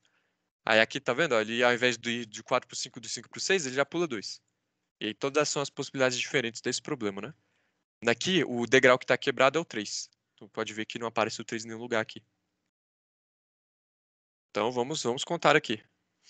Bom, ficou claro o problema? Enquanto eu vou limpando aqui o código. Ficou claro o que o problema pede? Ficou claro como a gente vai usar a ADP para contar coisas? Sim, ficou. Ficou claro? Tá, então aqui a gente está no grau 0, né? Então, a primeira coisa que a gente já viu. Se a gente já está no degrau N, de quantas formas a gente pode fazer a coisa, né? E se a gente está no degrau I maior que N, aí, bom, a gente vai tornar zero porque isso é caso impossível. Ficou assim? Beleza. Então tá. Como é a nossa resposta? Eu posso ir do degrau I para o degrau... Eu posso ir do degrau I para o degrau... Para o degrau I mais 1, com um passo. E aí eu conto de quantas maneiras eu consigo do degrau I mais 1 para o final. Ou eu subo para o degrau I mais 2. 2 passos. E aí resolvo para esse problema do I mais 2 para o final. É isso. Você coloca pra somar, ele não tá resolvendo os dois problemas de uma vez? Como assim? Quando você coloca pra ele fazer... Ah, não, disfarça. Ah, é porque eu fui muito ruim em recursão e estrutura de dados. Disfarçar. Ou não, pode perguntar, pode perguntar. Porque eu achei que ou a gente resolve ADP de I mais 1, ou a gente resolve ADP de I mais 2. Mas na linha 19 você tá fazendo uma soma entre elas. E aí eu tava achando que você ia estar resolvendo as duas simultaneamente. Você não ia estar escolhendo uma ou outra. Mas não, ele vai abrir dois caminhos, né? Ele vai, exatamente. Não, E aí, uma coisa interessante isso aqui é Fibonacci. Você consegue enxergar por que isso é Fibonacci? para enxergar, não. porque ele, isso aí, Guilherme, pode falar. F de N é igual a 1. F de N mais 1 é igual a 0, ó. F de N a gente retorna Os 1. casos base Os daí casos base, isso. E aqui, F de I é igual a F de I mais 1 mais F de I mais 2. A única diferença é que no Fibonacci o caso base é o 0 e 1 e a gente vai subindo o índice. Aqui o caso base é N mais 1 e a gente vai... no caso, no Fibonacci a gente vai descendo, né? A gente vai subtraindo o índice. Aqui a gente vai somando, né? Então é como se fosse ao contrário, mas é a mesma coisa matematicamente falando. Vai dar a mesma coisa. Só que a única diferença é que aqui a gente tem degrau quebrado, né? No Fibonacci não tem degrau quebrado. Então o que a gente precisa fazer? Se o degrau I está quebrado, que a gente vai armazenar aqui num vetor, retorna 0. Impossível, né? Retorna 0. Tenho quebrado, tá, isso foi boa. Então a gente vai fazer aqui um vetor que vai falar se está quebrado ou não. E aí a gente vai ler aqui os caras que estão quebrados, né? Na verdade, os caras que estão quebrados são M caras quebrados. Então a gente vai fazer um for. E aí a gente vai ver qual degrau está quebrado. A gente fala, ó, esse degrau a gente leu está quebrado, então o quebrado do degrau é igual a true, ou 1, ou o que você quiser botar. Certo? Dúvidas? Vocês conseguem chegar por que isso aqui conta todas as possibilidades? Sim. Depois de sofrer bastante com Fibonacci, hoje em dia eu entendo. Tranquilo. Então é isso, esse problema. Esse problema é mais tranquilo. E aí, bom, não vai dar para falar de todos os problemas de combinatória? Bom, deixa eu lembrar qual é esse aqui. Ô, Alberto, como é que esse tema não casa com o problema do ovo? Mostra o problema do ovo. Problema do ovo. Como é que, O como é que problema do ovo combinatório não seria... casa com o problema do ovo? o problema do ovo seria mais busca binária, né? Então, bom, só para terminar, deixa eu falar desse problema, que esse problema é muito legal. E aí na outra aula a gente pode comentar desse último, falar de bitmask e entrar no outro assunto. E aí, bom, aí a gente fala o que der na próxima aula. Quer dizer, a próxima aula vai ser de dúvidas, né? Então a gente pode estender um pouquinho e falar de mais alguns exercícios. Enfim, então o que a gente vai ter aqui nesse problema?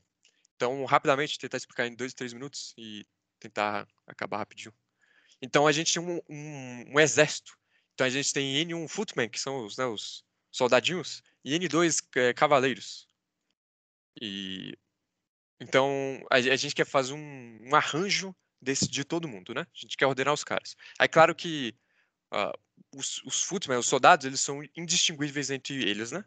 Então, bom, aí o que a gente quer? A gente quer ordenar eles. Só que a gente não pode ter K1 soldados consecutivamente, um depois do outro, né?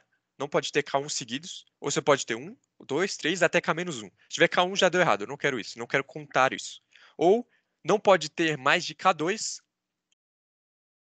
É estritamente, né? Então pode ter K1. Ou não posso ter mais de K2 cavaleiros consecutivos. Então eu quero saber quantos arranjos eu tenho que satisfazem isso, né? Que ele chama de bonitos. Então, note que todos os soldados, tanto os soldados e os cavaleiros, né, todo mundo, todos os guerreiros, têm que estar presentes no arranjo. Então, eu não posso só botar um soldado lá e esquecer o resto. Tem que botar todo mundo. E aí, de novo, né, todos os caras são distinguíveis entre si. Então, o que a gente tem aqui no nosso problema? Eu vou deixar de variável global aqui. Então, a gente tem N1 soldadinhos, N2 cavaleiros, K1... Não pode ter K1 soldados seguidos, não pode ter K2 cavaleiros seguidos. E aí a gente vai fazer um ADP. Então, aqui a gente simplesmente vai ler. Então, e aqui a gente vai ter tabela, a gente vai ter aquela coisa toda. Então, o que a gente vai fazer? A ideia da DP. A gente vai voltar para a DP pega ou não pega. Só que a nossa DP vai ser cavaleiro ou footman, né? Ou cavaleiro. E o que a gente precisa armazenar? A gente precisa armazenar quantos cavaleiros ou quantos footmen já teve, né? Então, a gente vai ter um pega soldado e um pega cavaleiro. E o que a gente precisa armazenar de informação? É isso e eu quero que vocês falem para mim. O que a gente precisa armazenar de informação? Então a gente vai saber, a gente vai pegar o soldado ou o cavaleiro. Soldado, cavaleiro, soldado ou vários soldados, né? E não pode passar de K1 soldados seguidos ou K2 cavaleiros seguidos. O que de informação a gente precisa para resolver esse problema? A quantidade de soldado de cavaleiro e se você já pegou o soldado, se você já pegou o cavaleiro? Exatamente. Se a gente tem a quantidade, a gente já sabe se pegou ou não, porque pode ser 0, né? A questão é que, como é seguido, o que a gente pode fazer? A gente pode fazer aqui uma quantidade e um booleano para falar se essa quantidade é soldado ou cavaleiro, né? Porque aqui a quantidade é 10, aqui é pequeno, dá para fazer. Só que se eu fizer quantidade de soldado e quantidade de cavaleiro, isso aqui vai ser até 10 e até 10. Aí eu vou estar sem estados, né? Se eu tiver só uma quantidade e um bool, se é soldado ou cavaleiro, é que eu vou ter 10 vezes 2, né? Porque se o bool for true, é soldado. Se for false, é cavaleiro. Certo? E aí o que eu vou fazer? Não, mas tava certo. Mas esse aqui é um jeito mais compacto de dizer isso. Então, se eu pegar um soldado, o que vai acontecer? Eu peguei quem vai estar na posição I. Um soldado ou um cavaleiro? Então, aqui eu tô falando que vai ser um soldado. Então, aí aqui você pode fazer de vários jeitos, né? Tem um jeito mais curto, mas você pode fazer, por exemplo, if soldado. Aí eu vejo pega o soldado, pega cavaleiro. Porque se for um soldado, o que eu vou ter que fazer? Eu vou ter que aumentar a minha quantidade e vai continuar sendo soldado. Se for um cavaleiro, antes eu estava pegando soldado. Significa que eu vou ter que trocar. Ou seja, a minha quantidade vai ser 1, que é o primeiro cavaleiro que eu pego, né? Porque antes eu estava pegando soldado. E aqui eu vou ter que falar false. Por quê? Porque se essa booleano for verdadeiro, significa que o último que eu peguei foi soldado. Se for caso contrário, é false cavaleiro. E aí aqui eu posso copiar e colar e fazer a mesma coisa. Se não for soldado, né? Se for cavaleiro, então vai ser o contrário, né? Então, se eu pegar um cavaleiro, eu vou aumentar 1, porque antes eu já estava pegando. Então, essa quantidade se refere a cavaleiro, né? Por causa desse booleano. E eu continuo. Caso contrário, eu pego o soldado, eu vou pegar um soldado, só que vai ser 1, porque o último que eu peguei foi o cavaleiro, e aqui eu vou botar true.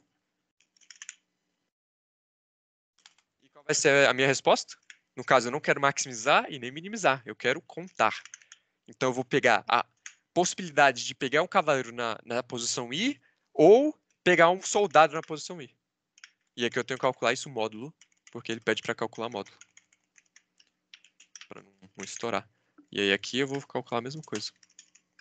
Aí temos um problema ainda, vocês devem estar se perguntando. E se passar do K1 ou do K2?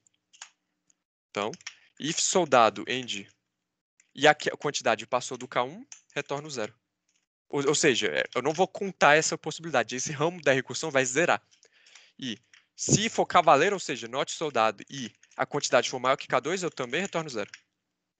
Agora, se meu I for maior ou igual a N1 mais N2, significa que eu já escolhi todos os soldados. Então, eu retorno 1 porque essa recursão chegou no fim e é uma possibilidade válida. Aqui você podia fazer uns if, sabe? If, QT e tal, mas eu prefiro fazer assim, chamar a recursão mais uma vez e cortar por aqui. Porque aí o código vai ficar mais simples aqui, né? Você só vai ter esses ifs no começo, mas aqui fica mais simples o código. Certo? E aí aqui no final, eu vou retornar minha tabela de I é igual a resposta. Na verdade, não é a tabela de I, né? É a tabela de I, QT, soldado. Que são nossos estados, né? Então, os estados, de novo, né? Os estados eles têm que representar de forma não ambígua o nosso problema. Então, a gente precisa saber o cara que a gente está escolhendo, a posição dele, né? Quantos a gente já escolheu e de que tipo. E aí, aqui, claro, a gente vai fazer aquela coisa lá. Se a tabela QT soldado for diferente de -1, eu vou retornar a tabela I QT soldado. E eu não vou escrever isso porque eu já fiz esse problema de outra forma aqui. Tá mais compacto, talvez um pouco menos didático, mas mais compacto. O que eu fiz aqui? Ah, tá. Eu botei como estado, eu fiz diferente aqui. Eu botei como estado a quantidade de caras 1, a quantidade de caras 2, e eu botava restrição de quantos caras eu queria na transição. Então é um pouquinho diferente. Mas dá na mesma coisa. E aí, bom, pra vocês não tomarem susto, se vocês forem olhar isso aqui, vai estar diferente, né? Mas enfim, eu vou mandar essa solução para caso alguém de vocês queira ver, né? Para ver a solução é só entrar lá nos stands do problema e procurar meu nome lá nos amigos, se eu tiver me adicionado como amigo, clicar lá no meu nome, né? Na caixinha do problema e ele aparece. Eu vou mandar esse aqui porque o outro talvez fique mais confuso para vocês, esse que eu acho que é o mais simples. Mas como já passou nosso tempo, então vamos acabar por aqui. E aí no final, na próxima aula que é de exercício, a gente tira as dúvidas. E aí a gente pode falar rapidamente desse problema. Então é legal vocês fazerem, né? Acessem os slides que eu vou botar lá no site. Acessem os slides, acessem os problemas, tentem fazer. E aí a gente tira as dúvidas, eu falo mais desse e falo de bitmask, que tem os problemas legais, né? Tem o problema do caixeiro viajante, tem um problema de probabilidade muito legal também que eu botei aqui. E é isso. Então, dúvidas, comentários, sugestões? Parar a gravação aqui. Nenhuma, mas muito obrigada por